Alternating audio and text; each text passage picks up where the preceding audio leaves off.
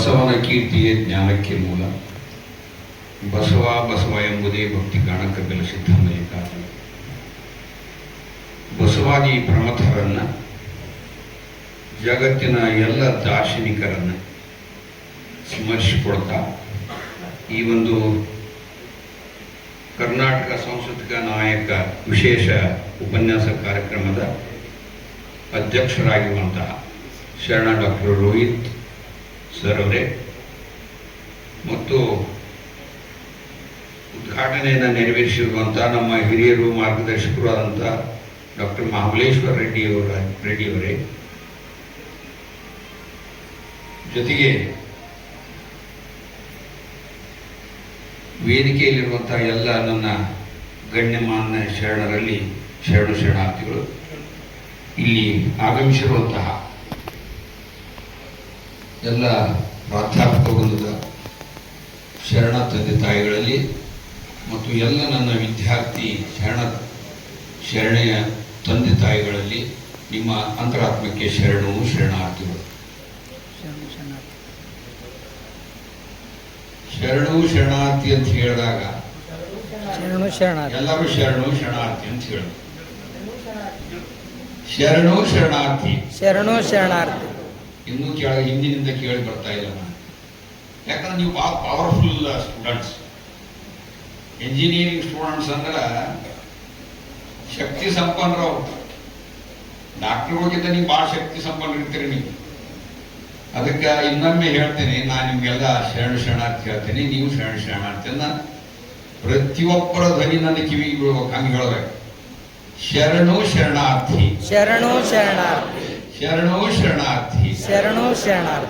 ಧನ್ಯವಾದಗಳು.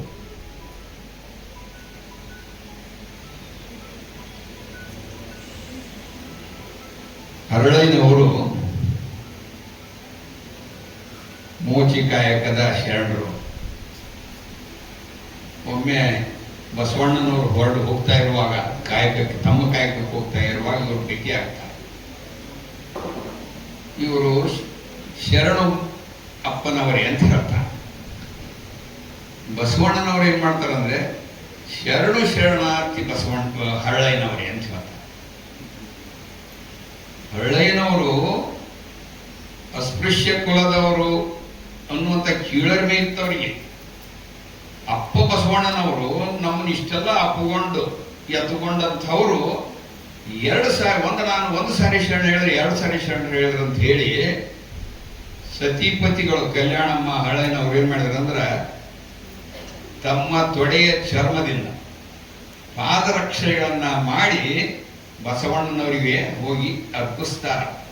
ನಾವು ಹೆಂಗ್ ಋಣ ತೀರಿಸ್ಬೇಕು ಅನ್ನುವಂತಹ ಮನಸ್ಸಿನಲ್ಲಿ ಆತಂಕ ಇದ್ದಾಗ ಇದನ್ನ ಪರಿಹಾರ ತಾವೇ ಹುಡುಕೊಂಡು ಮಾಡ್ತಾರೆ. ಅವಾಗ ಬಸವಣ್ಣನವರೇ ಯಾವ ರೀತಿ ಮಾಡ್ತಾರಂದ್ರೆ, ಈ ಪಾದರಕ್ಷೆಗಳು ಪಾದದಲ್ಲಿ ಉಡುವಂಥವಲ್ಲ, ತಲೆಯ ಮೇಲೆ ಇರುವಂತಹ ತಮ್ಮ ತಲೆಯ ಮೇಲೆ ಇಟ್ಟುಕೊಳ್ಳುವಂತಹದ್ದು. ಇದು ಪರಮಾತ್ಮನ ಪಾದರಕ್ಷೆಗಳು, ಪರಮಾತ್ಮನ ಸಂಕೇತ ಐತಿ ಅಂತ ಹೇಳಿ ತಮ್ಮ ತಲೆ ಮೇಲೆ.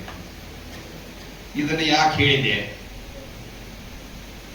ಶರಣರು, ಬಸವಾದಿ ಶರಣರ ಆಚರಣೆ ಹೆಂಗಿತ್ತಪ್ಪ ಅಂದ್ರೆ ವಿನಯತೆ ಇತ್ತು, ವಿಧೇಯತೆ ಇತ್ತು, ಒಬ್ಬರಿಗೊಬ್ಬರು ಗೌರವಿಸುವಂತಹದ್ದಿತ್ತು. ಒಬ್ಬರು ಒಂದು ಪ್ರಮಾಣ ಗೌರವ ಕೊಟ್ಟರು ಅದಕ್ಕೆ 2 ಪ್ರಮಾಣ ಗೌರವವನ್ನು ಕೊಡುವಂತಹ ಒಂದು ಸಂಸ್ಕಾರವನ್ನು ಬೆಳೆಸ್ಕೊಂಡು ಬಂದಂಥವ್ರು ನಮ್ಮ ಬಸವಾದಿ ಶರಣರು. ಈಗ ವಿಷಯಕ್ಕೆ ನೇರವಾಗಿ ಬರ್ತಾ ಇದೆ. ಸಾಂಸ್ಕೃತಿಕ ನಾಯಕ ಬಸವಣ್ಣನವರು ಬಹುಶಃ ಭಾರತ ದೇಶದ ಯಾವ ರಾಜ್ಯಗಳು ಕೂಡ ಮಾಡದೇ ಇರುವಂತಹ ಕೆಲಸವನ್ನು ನಮ್ಮ ಕರ್ನಾಟಕ ಸರ್ಕಾರ ಮಾಡಿದೆ. 2024 ಜನವರಿಯಲ್ಲಿ ಏನ್ ಮಾಡಿದ್ರು? ನೀವು ಸ್ವಲ್ಪ ಮಾತಾಡಬೇಕು ಇಂದ ವಿದ್ಯಾರ್ಥಿಗಳು. ಏನ್ ಮಾಡಿದ್ರು ಅವರು? ಕರ್ನಾಟಕ ಸರ್ಕಾರದವರು ಹೇಳ್ರಿ, ಬಾಯಿ ಇದ್ದಿಲ್ಲ ಪಟ್ಟಿಸಕ್ಕ ಈ ಉಪನ್ಯಾಸ ಮುಗಿ ಮಟ್ಟ ಅಂತ ನಿಮ್ಗೇನು ಹೊಟ್ಟೆ ಕೊಡೋದಿಲ್ಲ. ಹೇಳ್ರಿ, ಸಾಂಸ್ಕೃತಿಕ ನಾಯಕ ಬಸವಣ್ಣ ಅಂತ ಕರ್ನಾಟಕ ಸರ್ಕಾರ ಜನವರಿ 24ರಂದು ಘೋಷಣೆ ಮಾಡಿದ್ರು. ಇದು ಮೊಟ್ಟ ಮೊದಲು ನಮ್ಮ ಸರ್ಕಾರದ ಮೊಟ್ಟ ಮೊದಲ ಘೋಷಣೆ. ಇದು ಸಾಂಸ್ಕೃತಿಕ ನಾಯಕ, ಒಂದು ರಾಜ್ಯದ ಸಾಂಸ್ಕೃತಿಕ ನಾಯಕ ಅಂದ್ರೆ ಇಡೀ ರಾಜ್ಯದ ಸಾಂಸ್ಕೃತಿಕ ಪರಂಪರೆಯನ್ನು, ನಮ್ಮ ಕರ್ನಾಟಕದ ಪರಂಪರೆಯಲ್ಲಿ, ಸಾಂಸ್ಕೃತಿಕ ಪರಂಪರೆಯಲ್ಲಿ ಬಸವಾದಿ ಶರಣ ಸಂಸ್ಕೃತಿ ಏನಿದೆಯೋ, ಪರಂಪರೆ ಏನಿದೆಯೋ ಅತ್ಯಂತ ಉತ್ಕೃಷ್ಟವಾದಂತಹದ್ದು, ಶ್ರೇಷ್ಠವಾದಂತಹದ್ದು, ಸರ್ವ ಜನಾಂಗದವರಿಗೂ ಸಮನ್ವಯವಾಗಿರುವಂತಹ ಒಂದು ಪರಂಪರೆ ಆಗಿರುವುದರಿಂದ ಕರ್ನಾಟಕ ಸರ್ಕಾರ ಇದು ನಮ್ಮ ಸರ್ಕಾರಕ್ಕೆ, ನಮ್ಮ ಜನತೆಗೆ ಕೊಡುವಂತಹ ಒಂದು ಘನತೆ, ಗೌರವವನ್ನು ಸೂಚನೆ ದೃಷ್ಟಿಯಿಂದ ಅವರು ಬಸವಣ್ಣನವರನ್ನ ಸಾಂಸ್ಕೃತಿಕ ನಾಯಕ ಅಂತೇಳಿ ಘೋಷಣೆ ಮಾಡಿದರು. ಇನ್ನೊಂದು ಬಹಳ ಪ್ರಮುಖವಾದಂತಹ ಉದ್ದೇಶ ಕರ್ನಾಟಕ ಸರ್ಕಾರ, ಅದನ್ನ ತಮ್ಮ ಉಲ್ಲೇಖದಲ್ಲಿ ಪ್ರಾರಂಭ ಉಲ್ಲೇಖದಲ್ಲಿ ಹೇಳ್ತಾರೆ, ಸಾಮಾಜಿಕ ನ್ಯಾಯವನ್ನು ಎತ್ತಿ ಹಿಡಿಯುವಂತಹ ನಿಟ್ಟಿನಲ್ಲಿ ಬಸವಣ್ಣನವರನ್ನ ಸಾಂಸ್ಕೃತಿಕ ನಾಯಕರನ್ನಾಗಿ ಮಾಡಿದ್ರು. ಸಾಮಾಜಿಕ ನ್ಯಾಯ ಅಂದ್ರೆ ಏನು? ಸರ್ವರಿಗೂ, ಅವ ಬಡವ ಬಲ್ಲಿದಿರ್ಬೋದು, ಹೆಣ್ಣ ಇರ್ಬೋದು, ಗಂಡಿರ್ಬೋದು, ಕುಲ ಜಾತಿ ಯಾವುದೇ ಇರಬಹುದು, ಎಲ್ಲರೂ ಸಮಾನರು, ಎಲ್ಲರೂ ಸಮಾನತೆಯಿಂದ ಬದುಕುವಂತಹ ಒಂದು ಪರಂಪರೆಯ ಉದ್ದೇಶದಿಂದ ಅವರಿಗೆಲ್ಲರಿಗೂ ಸಮಪಾಲು ಸಮಬಾಳು ಸಿಗಬೇಕು. ಅದು ನಿಜವಾದ ಸಾಮಾಜಿಕ ನ್ಯಾಯ. ನೀವು ಬಹುಶಃ ಪ್ರಶ್ನೆ ಮಾಡಬಹುದು ವಿದ್ಯಾರ್ಥಿಗಳು, ಸಾಮಾಜಿಕ ನ್ಯಾಯ ಇವತ್ತಿನ ದಿನಮಾನದಲ್ಲಿ ನಮ್ಮ ದೇಶದಲ್ಲಿ, ನಮ್ಮ ರಾಜ್ಯದಲ್ಲಿ ಐತ್ಯಾ ಅಂತ ಕೇಳಲೇಬೇಕಾದಂತ ಪ್ರಶ್ನೆ ಇದೆ. ನಮ್ಮಲ್ಲಿ ಏನಾಗಿದೆ ಅಂದ್ರೆ, ಕಾಲ ಕಾಲಕ್ಕೆ ಸಾಮಾಜಿಕ ನ್ಯಾಯ ಅನ್ನೋದು ಕುಸಿತ ಇದೆ, ನೈತಿಕ ಮೌಲ್ಯಗಳು ಕುಸಿತ ಇದೆ, ಮಾನವೀಯ ಸಂಬಂಧಗಳು ಕುಸಿತ ಇದೆ. ಹೀಗಾಗಿ ಈ ಒಂದು ನಿಟ್ಟಿನಲ್ಲಿ ಬಸವಣ್ಣನವ್ರನ್ನ ಸಾಂಸ್ಕೃತಿಕ ನಾಯಕ ಅಂತೇಳಿ ಮಾಡಿರೋದ್ರಿಂದ ನಾವು ಅವರನ್ನ ಸ್ಮರಣೆ ಮಾಡಿಕೊಳ್ತಾ ನಮ್ಮ ಕರ್ನಾಟಕದ ಉನ್ನತ ಪರಂಪರೆಯನ್ನು, ಸಾಮಾಜಿಕ ನ್ಯಾಯವನ್ನ ಎತ್ತಿ ಹಿಡಿಯುವುದು ಅಷ್ಟೇ ಅಲ್ಲ, ನಾವು ಎಲ್ಲರೂ ಪಾಲಿಸುವಂತ ನಿಟ್ಟಿನಲ್ಲಿ ಇದು ನಮಗೆ ಒಂದು ಆದರ್ಶಪ್ರಾಯವಾದಂತಹ ಘೋಷಣೆ ಆಗಿದೆ ಅಂತ ಹೇಳಿ ನಾನು ಹೇಳಲಿಕ್ಕೆ ಇಷ್ಟಪಡ್ತಾ ಇದ್ದೇನೆ. ಬಸವಣ್ಣನವರ ಎರಡು ಪ್ರಮುಖವಾದಂತಹ ಕಾರ್ಯಗಳನ್ನು ಅವರು ಉದಾಹರಣೆಯಾಗಿ ತಗೊಳ್ತಾರೆ ಕರ್ನಾಟಕ ಸರ್ಕಾರ. ಬಸವಣ್ಣನವರು ಕಾಯಕವೇ ಕೈಲಾಸ ಅಂತ ಬಸವಾದಿ ಶರಣರು ಎಲ್ಲರೂ ಘೋಷಣೆ ಮಾಡಿದರು. ಕಾಯಕವೇ ಕೈಲಾಸ ಅಂದ್ರೆ ಏನು? ನಾವು ಮಾಡುವ ಯಾವುದೇ ಕೆಲಸ, ಯಾವುದೇ ಫಲಾಪೇಕ್ಷೆ ಇಲ್ಲದೆ ಮಾಡುವಂತಹದ್ದು, ಫಲಾಪೇಕ್ಷೆಯನ್ನ ಬಯಸಿ ಮಾಡುವಂತಹದ್ದು ಕೆಲಸ ಆದರೆ, ಫಲಾಪೇಕ್ಷೆ ಇಲ್ಲದೆ ಒಂದು ನಿಸ್ವಾರ್ಥ ಭಾವನೆಯಿಂದ ನಾನೂ ಬದುಕಬೇಕು, ನಮ್ಮವರೆಲ್ಲರೂ ಬದುಕಬೇಕನ್ನುವಂತಹ ದೃಷ್ಟಿಯಿಂದ ಅದನ್ನ ಕಾಯಕವೇ ಕೈಲಾಸವಾದಂತ ಅನ್ನುವಂಥ ಧ್ಯೇಯ ವಾಕ್ಯವನ್ನ ನಮ್ಗೆ ಕೊಟ್ಟಿದ್ದಾರೆ ಬಸವಾದಿ ಶರಣ. ಇನ್ನು ಎರಡನೇದು, ಈ ಒಂದು ಜಗತ್ತಿನಲ್ಲಿ ಇರುವಂತಹ ಒಟ್ಟು 422 ತತ್ವಜ್ಞಾನಗಳು ಹುಟ್ಟುಕೊಂಡಿದ್ದಾವೆ ನಮ್ಮ ಪ್ರಪಂಚದಲ್ಲಿ. 422 ತತ್ವಜ್ಞಾನಗಳಲ್ಲಿ ಅತ್ಯಂತ ಸರ್ವಶ್ರೇಷ್ಠತೆಯನ್ನು ಪಡೆದುಕೊಂಡಂತಹದ್ದು ಮತ್ತು ಅವು ಎಲ್ಲವುಗಳಲ್ಲಿ ಒಳ್ಳೆ ಮೇರು ಸಾಹಿತ್ಯವಾಗಿ ಕಂಡು ಬರೋದು ಯಾವುದಪ್ಪ ಅಂದ್ರೆ ಅದು ವಚನ ಸಾಹಿತ್ಯ.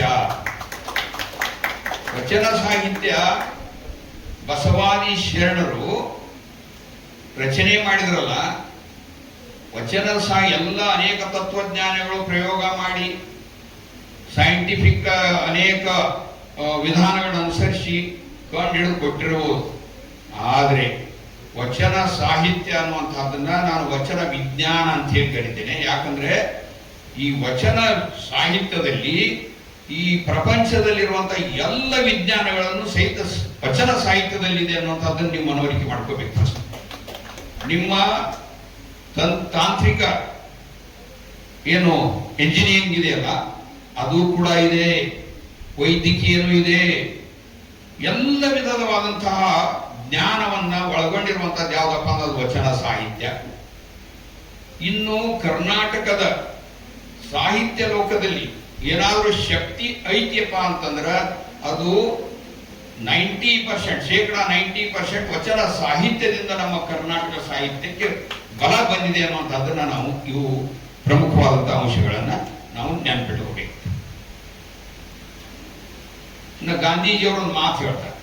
1924ರಲ್ಲಿ ಬೆಳಗಾವದಲ್ಲಿ ಒಂದು ಅಧಿವೇಶನ ಕಾಲಕ್ಕೆ ಅವರು ಒಂದು ಮಾತನ್ನು ಹೇಳ್ತಾರೆ.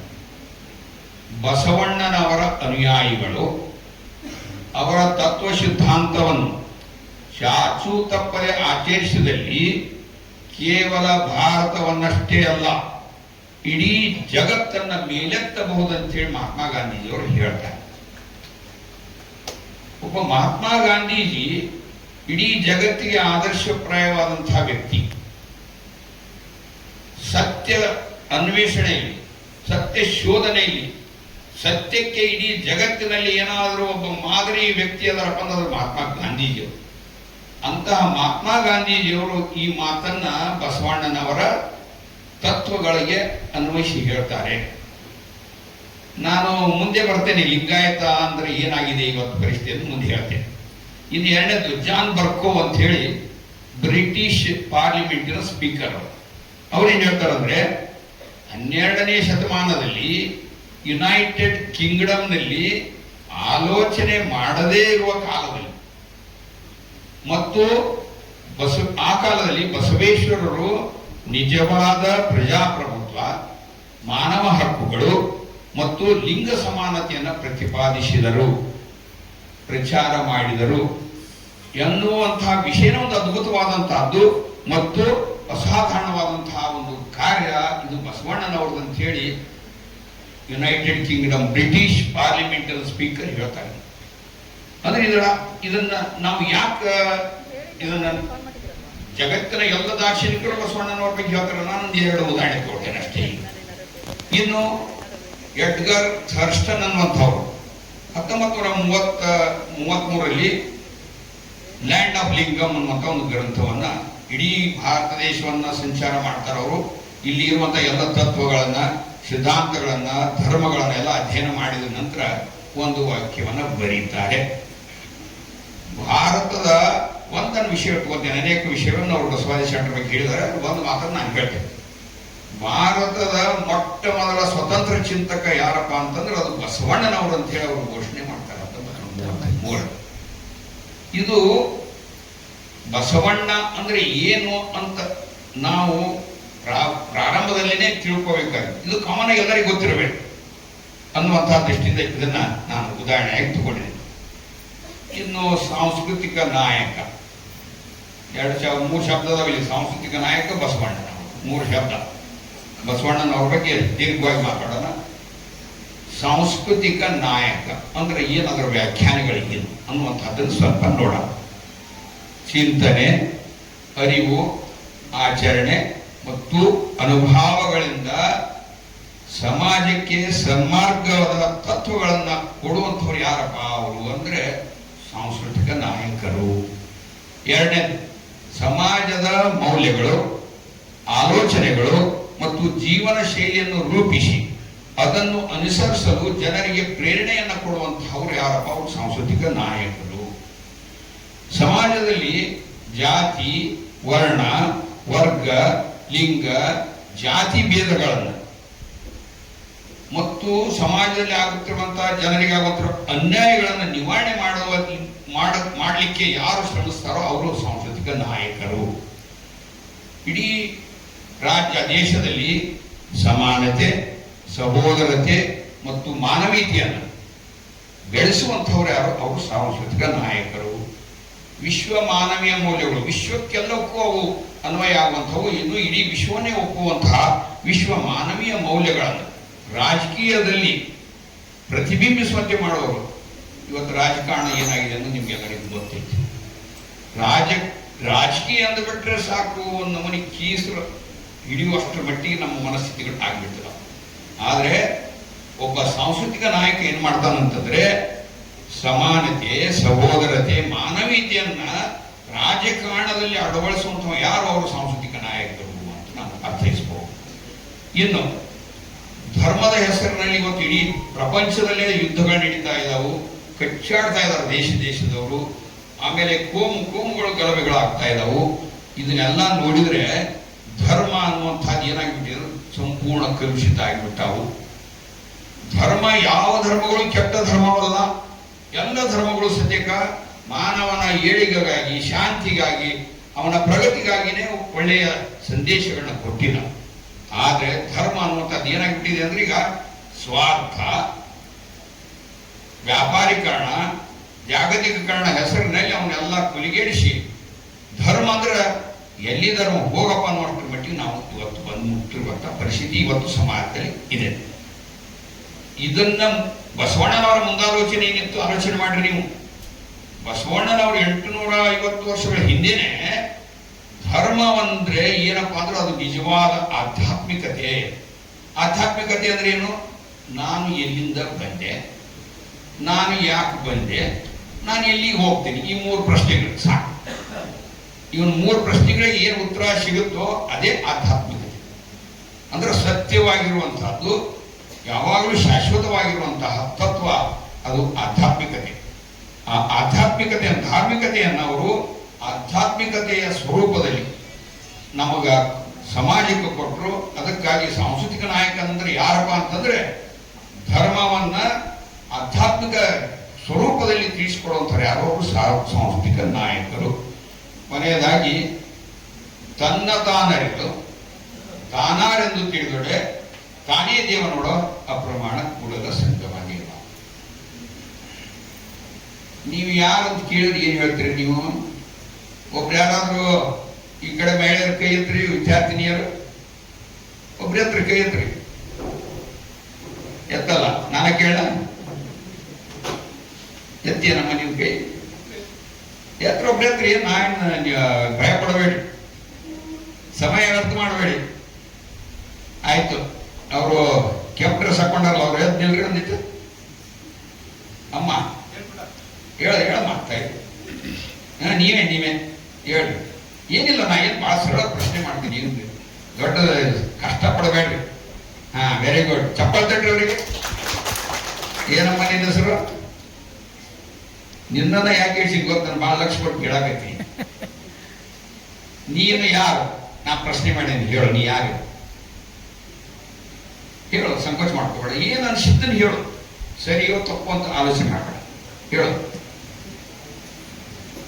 ಯಾರು ನೀನು? ಮಾತಾಡಕತ್ತಾರ ಅವರು? ಹೇಳ್ತೀವ ಇಲ್ಲ? ಹೇಳೋದಿಲ್ಲ ಅಂದ್ರೆ ಕೊಂದ್ಬಿಡು. ಯಾರು ನೀನು? ಹೇಳಕತ್ತಾರ?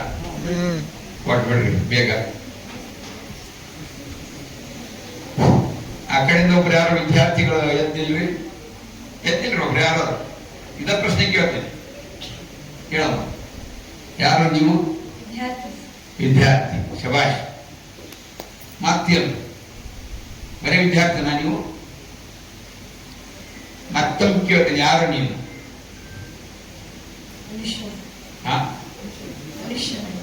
Very good. ಮತ್ತೆ ಕೇಳ್ತೀನಿ, ನೀನು ಯಾರು? ಯಾರು ನೀನು? ಹೋಲಿ ಯಾರು ಮಗಳನ್ನೋದ್ರ ಹೇಳ್ತೀಯ? ಅದನ್ನ ಹೇಳ್ತೀನಿ, ನೆನಪರ ಐತಿಲ್ಲ ಮತ್ತೆ. ಹೇಳ, ಮುಂದೆ ಹೇಳ. ಹೇಳಮ್ಮ, ಬೇಗ ಹೇಳ. ಏನು ನಿಮ್ಮ ತಂದೆ ತಾಯಿ ಹೆಸರು ಹೇಳು.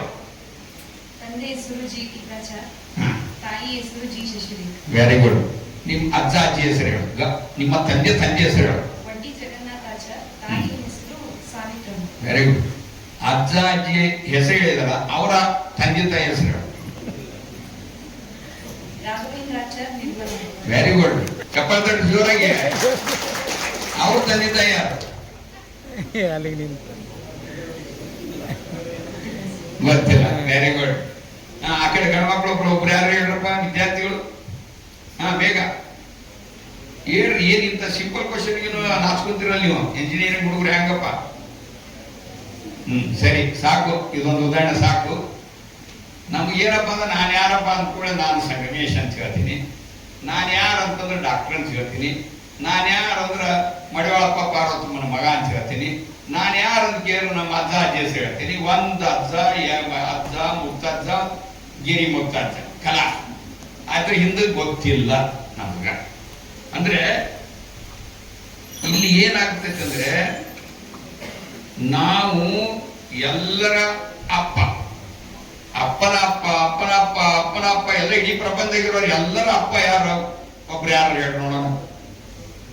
ಯಾರು? ಸರಿ. ಅಂದ್ರೆ ಈ ಇಡೀ ಜಗತ್ತನ್ನು ಸೃಷ್ಟಿ ಮಾಡಿದವರು ಅದನ್ನು ನಡೆಸುವವರು ಮತ್ತದಕ್ಕೆ ಲಯವನ್ನು ಉಂಟು ಮಾಡೋರು, ನಾಶ ಮಾಡೋರು ಯಾರಪ್ಪ? ಈ ಮೂರು ಶಕ್ತಿ ಇರುವಂತವ್ರು ಯಾರಪ್ಪ ಅಂದ್ರೆ ಆತ ಸೃಷ್ಟಿಕರ್ತ ಪರಮಾತ್ಮ. ಇದನ್ನ ಅವ ಬೇರೆ ಅಲ್ಲ, ನಾನು ಬೇರೆ ಅಲ್ಲ. ಮೂರು ಪ್ರಶ್ನೆ ಮಾಡಿದ್ವಲ್ಲ. ನಾನು ಆ ಪರಮಾತ್ಮನ ಒಂದು ಅಂಶ, ಅವನ ಅಂಶವಾಗಿದ್ದುಕೊಂಡೇ ನನ್ನ ಮೇಲೆ ಅವನಿಗಿರುವಷ್ಟು ಎಲ್ಲ ಸಮರ್ಥಗಳು ನನ್ನಂತ ಕದ ಅಂತ ಹೇಳಿ ತಿಳ್ಕೊಂಡದು. ಆಮೇಲೆ ಏನಾಗೋದು, ಅವನಿಂದ ಬಂದಿದೆ, ನಾನು ಅವನಲ್ಲಿ ಹೋಗಿ ನಾನು ಸೇರಿಕೊಳ್ಳೋದು. ಇಷ್ಟೇ ಮೂರು. ಇದು ಆಧ್ಯಾತ್ಮ, ನಿಜವಾದ ಆಧ್ಯಾತ್ಮ. ಧರ್ಮ ಏನ್ ಮಾಡತೈತಿ? ನೀರ ಕಂಡಲ್ಲಿ ಮುಳುಗುವರಯ್ಯ, ಮರವ ಕಂಡಲ್ಲಿ ಸುತ್ತುವರಯ್ಯ, ಬತ್ತುವ ಜಲವ ಒಣಗುವ ಮರವ ನೆಚ್ಚಿದ ನಿಮ್ಮ ನೆತ್ತ ಬಲರು ಕೂಡದು. ನಾವೇನ್ ಮಾಡಾಕತ್ತೇವ ಅಂದ್ರ ದಸರಾ ಹಬ್ಬ ಅಂತಂದು ಕೂಡಿ ಏನು 9 ದಿನ 3 ಗಂಟೆಗೆ ಎದ್ದು ಒಳ್ಳೆ ಪೂಜಾ ಸಾಮಾನು ಹಿಡ್ಕೊಂಡು ಬನ್ನಿ ಗಿಡಕ್ಕೆ ಹೋಗಿ ಬರ್ತೀವಿ. ಕುಂಭಮೇಳಕ್ಕೆ ಹೋಗ್ತೀವಿ. ನೀರಾಗ ಕೋಟಿಗಟ್ಟಲೆ ಜನ ಮುಳುಗಿ ಎದ್ದೆದ್ದು ಒಬ್ರು ನಾವು ಮುಳುಗಿದ್ರ ರಾಡಾಗತ್ತೆ ನೀರು. ಇನ್ನು ಕೋಟಿಗಟ್ಟಲೆ ಜನ ಮುಳುಗಿದ್ರೆ ಏನಾಗುತ್ತದ ನೀರು? ಆ ನೀರು ಪವಿತ್ರ ನೀರು. ಕಾಶಿ ನದಿಯಲ್ಲಿ ಹೋಗಿ ಸ್ನಾನ ಮಾಡೋದು ಬಹಳ ಒಳ್ಳೆಯದು. ನಂಬಿಕೆ ಅಲ್ಲ, ತಪ್ಪಲ್ಲ. ನಂಬಿಕೆ ಇರೋದು ತಪ್ಪಲ್ಲ. ಅವ್ರ ನಂಬಿಕೆ ಸರಿ ಇದೆಯೋ ತಪ್ಪಿದೆಯೋ ಅಂತ ತಿಳ್ಕೊಳ್ಳೋದೇ ಮುಖ್ಯ ಇಲ್ಲಿರೋದು. ಅಲ್ಲಿ ಹೆಣಗಳು ಹೋಗ್ತಿರ್ತಾವ, ಆ ಸುಟ್ಟ ಬೂದಿಯನ್ನು ಹಾಕ್ತಿರ್ತಾರ. ಆ ಕಲುಷಿತವಾದ ನೀರಿನಲ್ಲಿ ಹೋಗಿ ನಾವು ಪುಣ್ಯ ಸ್ನಾನ ಅಂತ ಅನ್ಕೊಂತೀವಿ. ಇನ್ನೊಂದು ಮಾಡ್ತೀವಿ ಕೆಲಸ. ಕಾಶಿಗೆ ಹೋದ್ರೆ ಒಂದು ಗಿಂಡಿ ತರ್ತೀವಿ. ಏನು ಎದಕ್ ತರ್ತೀವಿ ಅದನ್ನ ಗಿಂಡಿ? ಯಾರಿಗೆ ಗೊತ್ತೈತ? ಎದಕ್ಕಂದ್ರ ನಾ ತಂದ ಗಿಂಡಿ ನಾನು ಕೊನೆ ಉಸಿರು ಹೋಗೋ ಟೈಮ್ನ್ಯಾಗ ಕೊನೆ ನೀರು ಬಿಡೋದಂತ ಹೇಳ್ತೇವಲ್ಲ, ಆ ನೀರು ಬಿಡಾಕಿ ಗಿಂಡಿ ತಂದಿರ್ತಾರೆ. ಒಂದು ದಿನ ಫಿಲ್ಟರ್ ನೀರು ಇಟ್ಟಿದ್ದನ್ನು ಮರದಿನ ಕುಡಿಯಾಕ ಹಿಂದ್ ಮಾಡಾರ. ನಾವು ಕಲುಷಿತ ಆಗತ್ತಿಲ್ರಿ. ಇಟ್ಟ ನೀರು ಇಟ್ಟು ನಿಂತಾನೆ ನಿಂತು ಬಿಟ್ರೆ ಏನಾಗುತ್ತದ ಅಂತ ವರ್ಷಗಟ್ಲೆ ಇದ್ದಂತ ಗಿಂಡಿ ನೀರನ್ನ ಸಾಯಿ ಒಂದು ಬಾಯಾಗ ಹಾಕಿ ಅವ್ರನ್ನ ಇನ್ನೊಂದು ಇಟ್ಟು ಹಿಂಸೆ ಮಾಡಿ ಕಳಿಸ್ತೇವೆ. ಇದು ಯಾವ ಆಚರಣೆ? ಯಾವ ಆಚರಣೆಗಳು ಸತ್ಯದಿಂದ ಕೂಡಿರ್ತಾವು, ವೈಜ್ಞಾನಿಕವಾಗಿ ಕೂಡಿರ್ತಾವು, ವೈಚಾರಿಕವಾಗಿ ಅಂಥವ ಆಚರಣೆಯನ್ನ ಮಾಡಬೇಕು. ಅದಕ್ಕೆ ಇದನ್ನ ತನ್ನ ತಾನರಿದು ತಾನಾರದು ತಾನೇ ದೇವ ನೋಡ ಅಪ್ರಮಾಣ ಕೂಡ ದೇವ ಅನ್ನೋದಕ್ಕೆ ಇಷ್ಟು ಮಾತಾಡಿದೆ. ಇರ್ಲಿ. ಇನ್ನು ಬಸವಣ್ಣನವರು, ಈಗ ನಾವು ಸಾಂಸ್ಕೃತಿಕ ನಾಯಕ ಅನ್ನುವಂತ ಯಾರು ಅನ್ನೋದನ್ನು ತಿಳ್ಕೊಡಿ, ಅಂಥವ್ರನ್ನು ತಿಳ್ಕೊಡಿ. ಇನ್ನು ಬಸವಣ್ಣನವರು ಯಾಕೆ ಸಾಂಸ್ಕೃತಿಕ ನಾಯಕರು ಅನ್ನೋದನ್ನು ನೋಡೋಣ. ಕಾಯವೇ ಕೈಲಾಸ ಎಂಬ ತತ್ವದಿಂದ ಬದುಕಿನ ಮೌಲ್ಯವನ್ನ ರೂಪಿಸಿಕೊಟ್ಟವ್ರು ಯಾರಪ್ಪ ಅಂದ್ರೆ ಅದು ಬಸವಣ್ಣನವರು. ಈ ಕಾಯನ ಕೈಲಾಸ, ಇದರೊಳಗನೆ ಎಲ್ಲ ದೇವರಿದ್ದಾನೆ, ಇದರೊಳಗನೆ ದೇವಸ್ಥಾನದವರು, ಹೊರಗಡೆ ದೇವಸ್ಥಾನದಾಗ ಇಲ್ಲ ಅನ್ನುವಂತಹ ಒಂದು ತತ್ವವನ್ನ ರೂಪಿಸಿಕೊಟ್ಟಂಥವ್ರು ಬಸವಣ್ಣನವರು. ಇನ್ನು ಎರಡನೇದು ಕಾಯಕವೇ ಕೈಲಾಸ. ನಾವು ಮಾಡುವ ಎಲ್ಲ ಕೆಲಸಗಳು ಏನಂತಂದ್ರೆ ಅದು ಪರಮಾತ್ಮನಿಗೆ ಮಾಡುವಂತ ಕೆಲಸ. ನನಗೂ ಮಾಡಿಕೊಂಡು ಪರಮಾತ್ಮನಿಗೆ ಕೂಡ ಮಾಡುವಂತಹದ್ದು ಯಾವುದು? ಸತ್ಯ ಶುದ್ಧ ಕಾಯಕ ಅಂತ ಹೇಳ್ತೀವಿ. ಅದು ಕಾಯಕವೇ ಕೈಲಾಸ. ಮೂರನೇದು ಬಹಳ ಅದ್ಭುತವಾದಂತಹ ತತ್ವವನ್ನು ಕೊಟ್ಟರು ನಾವು. ಇವತ್ತು ನಾವೇನ್ ಮಾಡ್ತಾ ಇದ್ದೀವಿ ಅಂದ್ರೆ, ನಾನು ಎಂಥ ಮನೆಗೆ ಕಟ್ಟಿಸ್ತೇನೆ ಅಂದ್ರೆ 500 ಕೋಣೆಗಳಿರುವಂತ ಬಿಲ್ಡಿಂಗ್ ಕಟ್ಟಿಸ್ತೇನೆ. ಆ ಬಿಲ್ಡಿಂಗ್ ಮ್ಯಾಗ 4 ಹೆಲಿಕಾಪ್ಟರ್ ಬಂದಿರುವಂತ ಬಿಲ್ಡಿಂಗ್ ಕಟ್ಟಿಸ್ತೇನೆ. 500 ಜನ ಆಳುಗಳಿರುವಂತ ಮನೆ ಕಟ್ಟಿಸ್ತೇನೆ. ಸತ್ರ 6-3 ಅಡಿನೇ ನಮ್ಮ ಗತಿ. ಹೌದಲ್ರಿ? ಅಂದ್ರೆ ಯಾರು ಗೊತ್ತಾ? ಇದನ್ನ ಕಟ್ಟಿಸ್ತಾರೆ ಯಾರಂತ ಗೊತ್ತಿಲ್ಲ? ಈಗ ಗೊತ್ತಿಲ್ಲ. ಅಂಬಾನಿ ಕಟ್ಟಿಸ್ಯಾರಂತ ಮನಿ. 500 ಕೋಣೆ ಅದಾವ, 500 ಮಂದಿ ಕೆಲಸಗಾರ ಅದಾರ, 4 ಹೆಲಿಕಾಪ್ಟರ್ ಏಕ್ ಕಾಲಕ್ಕೆ ಇಳಿದು ಹೋಗ್ಬೋದ. ಏನ್ ಮಾಡೋದು? ಮಾನ್ಯ ರೋಗ ಬಂದ್ರ ಉಪಚಾರ ಮಾಡಕ್ ಗತಿ ಇದ್ದಿಲ್ಲ. ಅದಕ್ಕ ಅಂದ್ರೇನು? ನಾವು ಸತ್ಯ ಶುದ್ಧ ಪ್ರಾಮಾಣಿಕವಾಗಿ ಮಾಡುವಂತ ಕೆಲಸದ ಮೂಲಕ ನಾವು ದುಡಿಯಬೇಕು. ನಮಗಾಗಿ ದುಡಿಬೇಕು.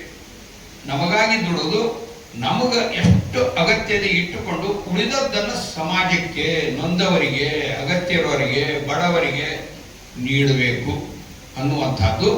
ಇದು ಸೋಹಂ ಎಂದೆನಿಸದೆ ದಾಸೋಹಂ ಎಂದೆನಿಸಯ್ಯ ಅನ್ನುವಂಥ ತತ್ವವನ್ನು ಕೊಟ್ಟಂಥವ್ರು ಬಸವಣ್ಣನವರು.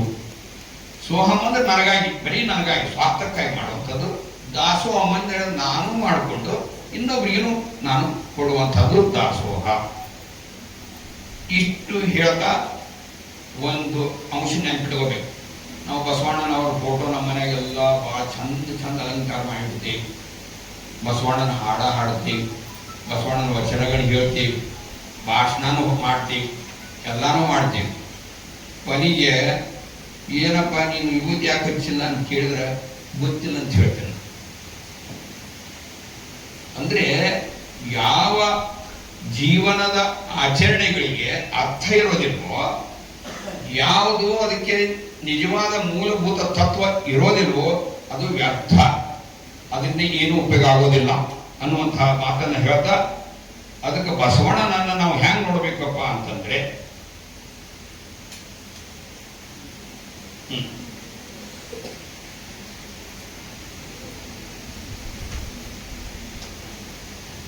ಬಸವಣ್ಣನವರನ್ನ ದೇವರಾಗಿ ನೋಡ್ತೀವಿ ನಾವು. ಬಹಳ ಎಲ್ಲರೂ ದೇವರು ಅನ್ಕೊಂತ ಹೊಂಟ್ಬಿಟ್ಟಿವಿ.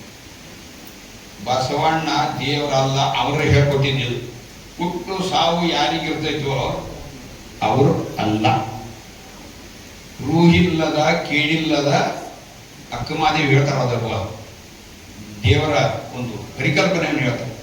ಯಾರು ಸರ್ವಶಕ್ತನಾಗಿರ್ತಾನೋ, ಯಾರು ಎಲ್ಲ ಕೆಲಸವನ್ನು ಮಾಡಲಿಕ್ಕೆ ಸಮರ್ಥನಾಗಿರ್ತಾನೋ, ಯಾರು ಸೃಷ್ಟಿ ಸ್ಥಿತಿ ಲಯವನ್ನು ಮಾಡ್ಲಿಕ್ಕೆ ಸಾಧ್ಯ ಇದೆಯೋ, ಆಮೇಲೆ ಅವನು ನಾನನ್ನುವಂತ ಅಹಂ ಇಲ್ಲದೆ ಇರೋವನು, ಶಾಶ್ವತವಾಗಿರೋವನು, ಆಕಾರ ಇಲ್ಲದವನು ಯಾರಪ್ಪ? ಅವನೇ ಪರಮಾತ್ಮ, ಅವನೇ ಭಗವಂತ, ಅವನೇ ಮಹಾದೇವ ಅನ್ನುವಂಥದ್ದನ್ನ ತಿಳ್ಕೋಬೇಕು. ಅದಕ್ಕೆ ನಾವು ಬಸವಣ್ಣನವರನ್ನ ದೇವರಂತ ಹೇಳಿ ಪೂಜೆ ಮಾಡೋಕ್ಕಿಂತ ಅದೊಂದು ದೊಡ್ಡ ಅರಿವಿನ ಪ್ರಜ್ಞೆ ಅಥವಾ ಅರಿವು ಅನ್ನುವಂಥ ರೀತಿಯಲ್ಲಿ ನಾವು ಅವರನ್ನು ಆರಾಧಿಸಬೇಕು. ಅದರ ಅಗತ್ಯ ಈಗಿನ ಕಾಲದಲ್ಲಿ ಹೆಚ್ಚಿದೆ. ಎರಡನೇದು, ಬಸವಣ್ಣನವರು ತಮ್ಮ ಜೀವನದಲ್ಲಿ ಹೆಂಗ್ ಬೆಳೆದು ಬರ್ತಾರೆ ಅಂದ್ರೆ, 8 ವರ್ಷದ ಬಾಲಕ ಇರ್ತಾರೆ.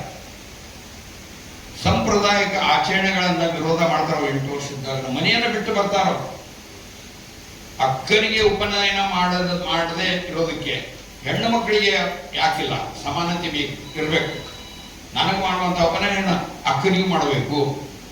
ಅಕ್ಕ ಮುಟ್ಟಾದಾಗ ಹೊರಗೆ ಕೂತ್ಕೊಂಡಾಗ ಹೊರಗೆ ಇಡಬೇಕು, ಮನೆ ಒಳಗಿರ್ಬೇಕು ಅಂತ ಹೇಳಿ ವಾದ ಮಾಡಿ ಮನೆ ಬಿಟ್ಟು ಬಂದಂತ ಪ್ರಜ್ಞಾವಂತ ಬಸವಣ್ಣ ಅಂತ. ಆಗ್ಲೇ ಪ್ರಜ್ಞೆ ಶುರುವಾತು. ಅದಕ್ಕೆ ನೀವು ಪ್ರಜ್ಞಾವಂತ ಬಸವಣ್ಣ ಅಂತ ಹೇಳಿ ನೋಡ್ರಿ ನೀವು ಎಲ್ಲರೂ. ಆ ಒಂದು ದೃಷ್ಟಿಯಲ್ಲಿ ನಾವು ಬಸವಣ್ಣನವರ ನೋಡುವಂತ ಕೆಲಸ ಮಾಡೋಣ. ಮತ್ತು ಅದನ್ನ ಅವ್ರನ್ನ ಪ್ರಜ್ಞೆಯಾಗಿ ಅರಿವಾಗಿ ಯಾಕೆ ನೋಡಬೇಕು? ಒಂದನೇದು, ಅವರು ಧರ್ಮಕ್ಕೆ ಒಂದು ವಿನೂತನವಾದಂತಹ ಮಾರ್ಗವನ್ನು, ವಿನೂತನವಾದಂತಹ ಚೌಕಟ್ಟನ್ನು ಕೊಟ್ಟರು. ಅನಾದಿಗಳಿಲ್ಲದಂದು, ಸದಾಶಿವ ನಿಲ್ಲದಂದು, ಶಿವನಿಲ್ಲದಂದು, ಏನೆಂಬುದೇನು ಇಲ್ಲದಂದು, ಕೂಡಲ ಸಂಗಯ್ಯ ತಾನೇನೆಂದು ಅರಿಯನಂದು. ಈಗ ನಾ ಬಿಡಿಸ್ಬಿಟ್ಟೆ, ನಾ ದೇವರ ಬಗ್ಗೆ ಹೇಳ್ತೀನಿ, ಅದೇ ವಚನ ಇದು. ಅಂದ್ರೆ ಬ್ರಹ್ಮಾಂಡದ ಇಡೀ ಬ್ರಹ್ಮಾಂಡ ಅಂದ್ರೆ ವಿಶ್ವ, ಇಡೀ ಯೂನಿವರ್ಸ್ ಏನಿದೆಯೋ ಆ ಬ್ರಹ್ಮಾಂಡ ಮತ್ತು ಪಿಂಡಾಂಡ ಅಂದ್ರೆ ನಾವು ವ್ಯಕ್ತಿಗಳು. ಬ್ರಹ್ಮಾಂಡದಲ್ಲಿ ಏನೇನಿದೆಯೋ ಅದೆಲ್ಲವೂ ನಮ್ಮ ಪಿಂಡಾಂಡದಲ್ಲಿ, ನಮ್ಮ ದೇಹದಲ್ಲಿ ಇದೆ ಅನ್ನುವಂಥ ತತ್ವವನ್ನು ನಮಗೆ ಹೇಳಿಕೊಟ್ರು. ಆಮೇಲೆ ಅವರು ಆಧ್ಯಾತ್ಮಿಕತೆ ಅಂದ್ರೆ ಏನು, ಧಾರ್ಮಿಕತೆ ಅಂದ್ರೆ ಏನು, ಮಾನವೀಯತೆ ಅಂದ್ರೆ ಏನು ಅನ್ನುವಂಥದ್ದನ್ನು ಸ್ಪಷ್ಟ ಜಗತ್ತಿಗೆ ಸ್ಪಷ್ಟವಾಗಿ 3 ಪರಿಕಲ್ಪನೆ ಕೊಟ್ಟಂಥವ್ರು ಯಾರಪ್ಪ ಅಂದ್ರೆ ಬಸವಣ್ಣನವರು. ಆಮೇಲೆ ಸರ್ವ ಸಮಾನತೆಯನ್ನ, ಏಕದೇವೋಪಾಸನೆಯನ್ನ, ದೇವಾಲಯ ಮೂರ್ತಿ ಪೂಜೆಯನ್ನ ಬಿಟ್ಟು ನಾವು ನಮ್ಮೊಳಗಿನ ದೇವರನ್ನ ಪೂಜೆ ಮಾಡಬೇಕು, ನಮ್ಮ ದೇಹವೇ ದೇವರ ಅನ್ನುವಂಥ ಪರಿಕಲ್ಪನೆಯನ್ನ ಕೊಟ್ಟರು. ಅದಕ್ಕೆ ಇವೆಲ್ಲ ಕ್ರಿಯೆಗಳೇನದಾವಲ್ಲ ಇವೆಲ್ಲ ಅರಿವಿನಿಂದ ಉಂಟಾಗುವಂತಹದ್ದು, ಪ್ರಜ್ಞೆಯಿಂದ ಉಂಟಾಗುವಂತಹದ್ದು. ಆದ್ದರಿಂದ ಬಸವಣ್ಣನನ್ನ ಅರಿವಿನ ಮಹಾಮೇರು, ಪ್ರಜ್ಞೆ, ವಿಶ್ವ ಪರಮೋಚ್ಚ ಪ್ರಜ್ಞೆ ಅಂತ ಹೇಳಿ ಅವ್ರನ್ನ ನಾವು ಕಾಣಬೇಕಾದಂಥ ಅವಶ್ಯಕತೆ ಇಂದಿನ ಕಾಲದಲ್ಲಿ ಇದೆ. ಇನ್ನ ಬಸವಣ್ಣನವರು ಈ ಪ್ರಪಂಚದಲ್ಲಿ ಮಾಡಿದಂಥ ಒಂದು ದೊಡ್ಡ ಕೆಲಸ ಯಾವುದಪ್ಪ ಅಂದ್ರೆ, ಬೌದ್ಧ ಧರ್ಮದಲ್ಲಿ 500 ಅರಹಂತರನ್ನು ತಯಾರು ಮಾಡಿದ್ರು. ಅವ್ರ ಕೆಲಸ ಏನಪ್ಪಾ ಅಂದ್ರೆ ಧರ್ಮವನ್ನ ಪ್ರಸಾರ ಮಾಡುವಂತ ಕೆಲಸ. ಬರೇ ಪ್ರಸಾರ ಮಾಡೋದು, ಗುರು ಹೇಳಿರ್ತಾನ ಪ್ರಸಾರ ಮಾಡಿ, ಬೌದ್ಧ ಧರ್ಮದಲ್ಲಿ ಇರೋದು. ಎರಡನೇದು ಕ್ರಿಶ್ಚಿಯನ್ ಧರ್ಮದಲ್ಲಿ 12 ಅಪೋಲಸ್ಥರು, 70 ಜನ ಶಿಷ್ಯರು. ಇವರು ಏನು ತಮ್ಮ ಧರ್ಮದ ಕ್ರಿಶ್ಚಿಯನ್ ಧರ್ಮದ ತತ್ವಗಳನ್ನು ಪ್ರಸಾರ ಮಾಡುವಂಥವರೇ. ಏನು 12 ಅಪೋಲಸ್ಥರದಾರಲ್ಲ ಅವ್ರು ಸಾಧಕರು. ಇನ್ನು ಮೂರನೇದು ಇಸ್ಲಾಂ ಧರ್ಮದಲ್ಲಿ 1,00,000 ಜನ ಧರ್ಮ ಪ್ರಸಾರಕರನ್ನ ಅವರು ತಯಾರು ಮಾಡಿದರು. ಅದಕ್ಕೆ ಸಹಾಬಿಗಳು ಅಂತ ಅವರಿಗೆ 1,00,000 ಜನ ದೊಡ್ಡ ಸಂಖ್ಯೆಯಲ್ಲಿ ಅವರು ಧರ್ಮ ಪ್ರಸಾರಕ ಜನರನ್ನು ತಯಾರು ಮಾಡ್ತಾರೆ. ಆದ್ರೆ 1,00,000 ಜನ ಎಲ್ಲರೂ ಆಧ್ಯಾತ್ಮಿಕ ಸಾಧಕರು ಅಲ್ಲ, ಕೇವಲ ಧರ್ಮ ಪ್ರಸಾರಕ ಅನ್ನೋದನ್ನ ನೆನಪಿಟ್ಕೋಬೇಕು. ಇನ್ನು ಯಹೂದಿ ಧರ್ಮದಲ್ಲಿ ಏನಾಗುತ್ತೆ ಅಂದ್ರೆ 48 ಪ್ರವಾದಿಗಳು ಮತ್ತು 7 ಪ್ರವಾದಿನಿಯರನ್ನ ಅವರು ಅಲ್ಲಿ ತಯಾರು ಮಾಡ್ತಾರೆ. ಇವರು ಕೂಡ ಧರ್ಮ ಪ್ರಸಾರವನ್ನ ಕೆಲಸ ಮಾಡ್ತಾರೆ. ಈ ಪ್ರವಾದಿನಿಯರು ಏನಿದಾರಲ್ಲ ಮತ್ತು ಪ್ರವಾದಿಗಳೇನಿದಾರಲ್ಲ ಇವರು ಆಧ್ಯಾತ್ಮಿಕ ಸಾಧಕರು. ಇನ್ನು ಬಸವಣ್ಣವರಿಗೆ ಬರೋಣ. ಬಸವಣ್ಣನವರು ಏನ್ ಮಾಡ್ತಾರಂದ್ರೆ 1,96,000 ಜನರನ್ನ ಶರಣೆಯರನ್ನು ತಯಾರು ಮಾಡ್ತಾರೆ. ಎಂಥವ್ರನ್ನ ತಯಾರು ಮಾಡ್ತಾರೆ? ಓದಾಕ್ ಬರಂಗಿಲ್ಲ, ಹೆಬ್ಬಟ್ಟಿನ ಮಂದಿ, ಕೆಲಸ ಮಾಡೋದು, ಬದುಕನ್ನು ನಡೆಸೋದು, ಇಷ್ಟೇ. ಇವತ್ತು ಇಡೀ ಜಗತ್ತಿನಲ್ಲಿ 98% ಜನ ಎಲ್ಲರೂ ಶ್ರಮಕ ವರ್ಗದವರೇ, ದುಡಿಮೆಯ ವರ್ಗದವರೇ. ಇರೋದು 2% ಜನ ಏನದಾರಲ್ಲ ಕುಂತು ಉಣ್ಣಾರು, ಇವ್ರನ್ನ ದುಡಿಸ್ಕೊಂಡಾರು, ಇವರು ಕಷ್ಟ ಮಾಡೋರು ಇವರೇ, ಇವ್ರು ಬಟ್ಟೆ ತೊಳ್ಕೊಡೋರು ಇವರೇ, ಇವ್ರಿಗೆ ಮನೆಗೆ ಪಾತ್ರೆ ಗೀತ್ರೆ ಬೇಕಂದ್ರೆ ಗಡಿಗೆ ಮಾಡಿಕೊಡೋರು ಇವರೇ. ಹಿಂಗ ಅನೇಕ ಎಲ್ಲ 1,600 ವೃತ್ತಿ ಕಾಯಕಗಳು ಅವತ್ತು 1,96,000 ಮಂದಿ 1,600 ಕಾಯಕಗಳನ್ನ ಒಳಗೊಂಡಂತಹ ದೊಡ್ಡ ಒಂದು ವರ್ಗವನ್ನ, ದುಡಿಮೆಯ ವರ್ಗವನ್ನ, ಕಾರ್ಮಿಕ ವರ್ಗವನ್ನ ತಯಾರು ಮಾಡಿದವರು ಯಾರಪ್ಪ ಅಂದ್ರೆ ಅವರು ಬಸವಣ್ಣನವರು. ಇನ್ನು ಏನ್ರಿ ಇವರೆಲ್ಲ 1,96,000 ಜನ ಅಂತ ಹೇಳ್ತೀರಿ, ಇವರು ಮತ್ತೆ ಆಧ್ಯಾತ್ಮಿಕ ಸಾಧಕರಾಗಿದ್ರು ಬರೀ ದುಡಿಯಾರಿದ್ರು ಅಂತ ಕೇಳ್ಬೋದು ಪ್ರಶ್ನೆ. ಎಲ್ಲರೂ ಸಾಧಕರೇ, ಪ್ರತಿಯೊಬ್ಬರು ಸಾಧಕರೇ. ಲಿಂಗಾಂಗ ಯೋಗಿಗಳು, ಶಿವಯೋಗಿಗಳು, ಅವರೆಲ್ಲರೂ ಹೆಣ್ಣು ಗಂಡು ಎಲ್ಲರೂ ಶಿವಯೋಗಿಗಳು. ಎಲ್ಲರೂ ಅಸಾಮಾನ್ಯ ವ್ಯಕ್ತಿತ್ವವನ್ನು ಬೆಳೆಸಿಕೊಂಡವರು. ಒಬ್ಬ ಕಸ ಗುಡಿಸುವ ಸತ್ಯಕ್ಕ ಇಡೀ ಇವತ್ತಿನ ರಾಜಕೀಯ ವ್ಯವಸ್ಥೆಗೆ ಒಂದು ಸಂದೇಶವನ್ನು, ಎಚ್ಚರಿಕೆಯನ್ನು ಕೊಡುವಂತ ಲಂಚ ವಾಂಚನಕ್ಕೆ ಅನ್ನುವಂಥ ವಚನ ಇದೆ. ವಚನಗಳು ನಾನು ಹೆಚ್ಚು ತಗೊಳ್ಳೋದಿಲ್ಲ, ಯಾಕಂದ್ರೆ ಇಂಜಿನಿಯರಿಂಗ್ ಸ್ಟೂಡೆಂಟ್ಸ್ ಇದ್ರೆ ನಿಮ್ಗೆ ಎಷ್ಟು ವಚನ ಬರ್ತಾವ ಗೊತ್ತಿಲ್ಲ. ನಾನು ವಿಷಯವನ್ನು ಸಾರವನ್ನು ಹೇಳ್ಕೊಂಡು ಹೋಗ್ತೇನೆ. ಅವ್ರು ಏನ್ ಹೇಳ್ತಾರಂದ್ರ ಲಂಚ ವಂಚನ ಕೈ ಒಡ್ಡುದು ಏನೈತಲ್ಲ ಬಹಳ ಕೆಟ್ಟದ್ದು. ನಾನು ಕಸ ಗುಡಿಸುವ ಒಂದು ಬಂಗಾರದ ಒಂದು ತುಂಡು ಬಂದ್ರೆ ಅದು ನಂದಲ್ಲ ಅಂತ ಭಾವವನ್ನು ಹೊಂದಿರ್ತೀನಿ ಅಂತ ಹೇಳಿ ಸತ್ಯಕ್ಕೆ ಹೇಳ್ತಾರೆ. ಅಂದ್ರೆ ಅವ್ರಿಗೆ ಎಷ್ಟು ಈ ದುಡಿಮೆಯ ವರ್ಗ, ಶ್ರಮಿಕ ವರ್ಗದವರು ಎಷ್ಟು ಸತ್ಯಶುದ್ಧ ಕಾಯಕವನ್ನು ಮಾಡ್ತಿದ್ರು ಅನ್ನುವಂಥದ್ದನ್ನ ನಾವು ತಿಳ್ಕೋಬೇಕು. ಎಲ್ಲರೂ ಇಷ್ಟಲಿಂಗ ಧಾರಕರಾಗಿ, ಎಲ್ಲರೂ ಲಿಂಗಾಂಗ ಯೋಗಿಗಳಾಗಿ, ಶಿವಯೋಗಿಗಳಾಗಿದ್ದಂಥವ್ರು ಅನ್ನುವಂಥದ್ದನ್ನು ನೆನಪಿಟ್ಕೋಬೇಕು. ಇನ್ನು 1,96,000 ಮಂದಿನ ಒಮ್ಮೆಲೆ ಕೂಡಿ ಹೆಂಗ ಅವರು ಇಂಟ್ರಾಕ್ಟ್ ಮಾಡ್ತಿದ್ರು ಅಂತ ಹೆಂಗ್ ಮಾಡ್ತಿದ್ರು ಅದಕ್ಕೊಂದು ವ್ಯವಸ್ಥೆ ಇತ್ತು. ಇವತ್ತು ಭಾರತದ ಪಾರ್ಲಿಮೆಂಟ್ ನಲ್ಲಿ ಎಷ್ಟು ಜನ MP-ಗಳು ಅದಾರ್ರಿ? ಎಷ್ಟು ಜನ ಅದಾರ? 500. ಮಾತಾಡ್ರಿ ಹುಡುಗರು, ನೀವು ಮಾತಾಡ್ಬೇಕಲ್ಲ ಸರ್ಗಳಲ್ಲ. 545. ಇನ್ನು ಈಗ ಟ್ರಿಪಲ್ ಆಗಕತ್ತೆ ಅವು. ಯಾಕ? ಕಾಯಂ ನಾನು ಅಧಿಕಾರದಾಗಿರ್ಬೇಕ, ಸ್ವಾರ್ಥ ವಿಂಗಡಣೆ ಮಾಡ್ಯಾರ. ಅದು ವಿಂಗಡಣೆ ಮಾಡಿದ್ರು ಸದ್ಯಕ್ಕೆ ಎಲ್ಲ ತಾರತಮ್ಯ, ಜಾತಿ ತಾರತಮ್ಯ, ಕುಲ ತಾರತಮ್ಯ, ಆರ್ಥಿಕ ತಾರತಮ್ಯ, ಎಷ್ಟು ತಾರತಮ್ಯಗಳು ಅಂತಂದ್ರೆ ಇಷ್ಟು ಕಲುಷಿತ ಆಗಿದೆ ಅಂತಂದ್ರೆ ಸಮಾಜ ಇದನ್ನು ತಿದ್ದಾಗ 100 ಮಂದಿ ಬಸವಣ್ಣವರು ಬಂದು ತಿದ್ದಕ್ಕೆ ಆಗತೈತಿ ಇಲ್ಲ ಅನ್ನೋದು ಆತಂಕ ಬಂದ್ಬಿಟ್ಟೆ. ಇರ್ಲಿ, ಈ ಎಲ್ಲ 1,96,000 ಜನರ ಪ್ರತಿನಿಧಿಗಳಾಗಿ 770 ಶರಣೆಯರು ಅನುಭವ ಮಂಟಪದಲ್ಲಿ MP-ಗಳ ರೀತಿಯಲ್ಲಿ ಭಾಗವಹಿಸ್ತಾ ಇದ್ರು. ಅವ್ರೇನ್ ಮಾಡೋರು? ಎಲ್ಲರ ಅಹವಾಲುಗಳನ್ನ, ಎಲ್ಲರ ಸಾಧನೆಗಳನ್ನ, ಅವರ ಪ್ರತಿಭೆಗಳನ್ನ ತೆಗೆದುಕೊಂಡು ಬಂದು ಇಲ್ಲಿ ಅನುಭವ ಮಂಟಪದಲ್ಲಿ ಹೇಳ್ತಿದ್ರು. ಇನ್ನೊಂದು ಅದ್ಭುತ, ಬಹುಶಃ ಇಡೀ ಜಗತ್ತಿನಲ್ಲಿ ಅಷ್ಟು ದಿನಗಳು ಸುಮಾರು 30 ವರ್ಷ, 36 ವರ್ಷ ಅಂತ ಅಂದಾಜು, 30-36 ವರ್ಷ ಏಕಕಾಲಕ್ಕೆ 1,96,000 ಜನ ಒಂದೇ ಕಡೆ ಕುಳಿತುಕೊಳ್ಳುವಂತ ಸ್ಥಳ ಯಾವುದಿತ್ತಪ್ಪ ಅಂದ್ರೆ ಅದು ಅನುಭವ ಮಂಟಪ ಆಗಿತ್ತು. ಅದು ಕೇವಲ ಬಸವಣ್ಣನವರು ಮಾಡಿದಂತದ್ದಾಗಿತ್ತು. ಇವತ್ತು ಜಗತ್ತಿನ ಎಲ್ಲಿಯೂ ಆ ಉದಾಹರಣೆ ಕಾಣೋದಿಲ್ಲ. ಅನುಭವ ಮಂಟಪ ಇವತ್ತು ಇಡೀ ಪ್ರಪಂಚದಲ್ಲಿ ಸಂಸತ್ತಿನ ಪರಿಕಲ್ಪನೆಯನ್ನ ಪ್ರಜಾಪ್ರಭುತ್ವವಾದಿ ಮಾದರಿಯನ್ನ ಕೊಟ್ಟಂತವ್ರು ಯಾರಪ್ಪ ಅಂದ್ರೆ ಅದು ಬಸವಣ್ಣನವರು. ಆ ಕಾರಣಕ್ಕಾಗಿ 770 ಅವರಿಗೆ ಅಮರಗಣಗಳು ಅಂತ ಹೇಳ್ತಾರೆ. ಅವರ ಪ್ರತಿನಿಧಿಗಳು ಕ್ಯಾಬಿನೆಟ್ ಮಿನಿಸ್ಟರ್ ಇದ್ದಾಗ ಅಲ್ಲಮ್ಮ ಪ್ರಭುಗಳು, ಅಕ್ಕ ಮಹಾದೇವಿ, ಅಕ್ಕ ನಾಗಮ್ಮ, ಮಡಿವಾಳ ಮಾಚಿದೇವ, ಅಂಬಿಗರ ಚೌಡೆ, ಹಿಂಗೆ ಸಿದ್ದರಾಮೇಶ್ವರರು, ಚನ್ನಬಸವಣ್ಣ ಇವರೆಲ್ಲ ಪಾಲಿಸಿ ಮೇಕರ್ಸ್, ಕ್ಯಾಬಿನೆಟ್ ಮಿನಿಸ್ಟರ್ ಇದ್ದಂಗ ಅವರು ಗಣಾಧೀಶರರು ಅಂತ ಅಂತಾರೆ. ಇದು ಇಷ್ಟು ಮಿನಿಮಮ್ ನೀವು ತಿಳ್ಕೋಬೇಕು. ಇದನ್ನ ಬಸವಣ್ಣನವರು ಇಷ್ಟು ದೊಡ್ಡ ಪ್ರಮಾಣದಲ್ಲಿ ಆಧ್ಯಾತ್ಮಿಕವಾಗಿ, ಧಾರ್ಮಿಕವಾಗಿ, ಸಾಮಾಜಿಕವಾಗಿ ಮತ್ತು ವ್ಯಕ್ತಿಗತವಾಗಿ ಅವರನ್ನ ಬೆಳೆಸಿದ್ದು ಕೇವಲ ಜಗತ್ತಿನಲ್ಲಿ ಒಂದೇ ಉದಾಹರಣೆ, ಅದು ಅನುಭವ ಮಂಟಪದ ಮೂಲಕ ಕಲ್ಯಾಣ ರಾಜ್ಯದಲ್ಲಿ ಮಾತ್ರ ಅನ್ನುವಂಥದ್ದನ್ನ ನೆನಪಿಟ್ಕೋಬೇಕು.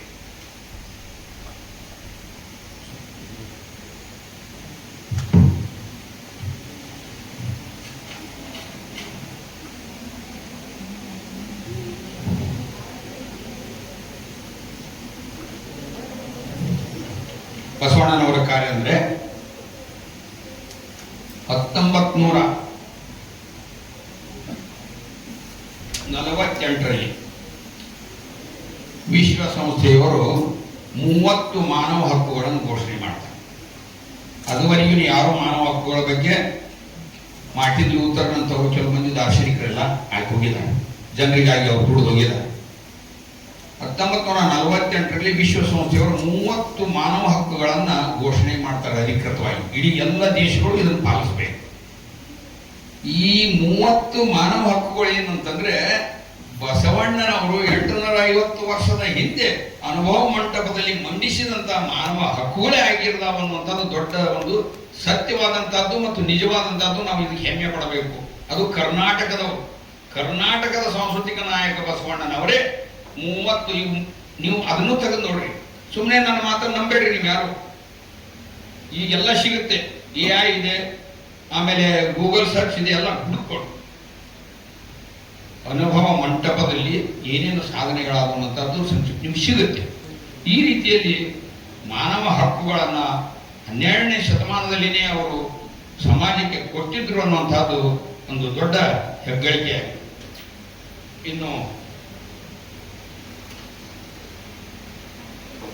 ಬಸವಣ್ಣನವರು ಈಗ ಅವರು ಮಾಡಿದಂಥ ಒಟ್ಟಾರೆಯಾಗಿ ಸಮುದಾಯಿಕವಾಗಿ ಏನೇನು ಸಾಧನೆಗಳಾದನ್ನು ಹೇಳಿ, ಇನ್ನು ಅವರು ನಾನು ಮೊದಲೇ ಹೇಳಿದೆ, ಬಸವಣ್ಣವ್ರು ಹೆಂಗೆ ನೋಡ್ಬೇಕ್ರೆ ನಾವು ದೇವರಾಗಿ ನೋಡಬಾರ್ದು, ಅವ್ರನ್ನ ವಿಶ್ವ ಪರಮೋಚ್ಚ ಪ್ರಜ್ಞೆಯಾಗಿ ನೋಡ್ಬೇಕು ಅಂತ ನಾನು ಹೇಳಿ. ಹಂಗಾರೆ ಒಮ್ಮೆಲೆ ಒಂದು ವ್ಯಕ್ತಿ ವಿಶ್ವ ಪರಮೋಚ್ಚ ಪ್ರಜ್ಞೆ ಅಂದ್ರೆ ಏನಂದ್ರೆ ಅದು ಪರಮಾತ್ಮ ಒಬ್ಬನೇ ಏಕೈಕ ದೇವ.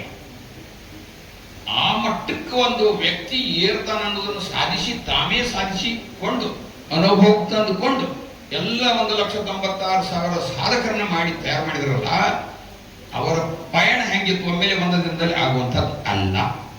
ಅವ್ರು ಅವ್ರು ಬೆಳ್ತಾ ಬಂದ್ರು. ನಾವೆಲ್ಲರೂ ಹುಟ್ಟಿದ ಕೂಡಲೇ ನಾವು ಯಾರೋ ಮಹಾಪುರುಷ ಆಗ ಸಾಧ್ಯ ಇಲ್ಲ.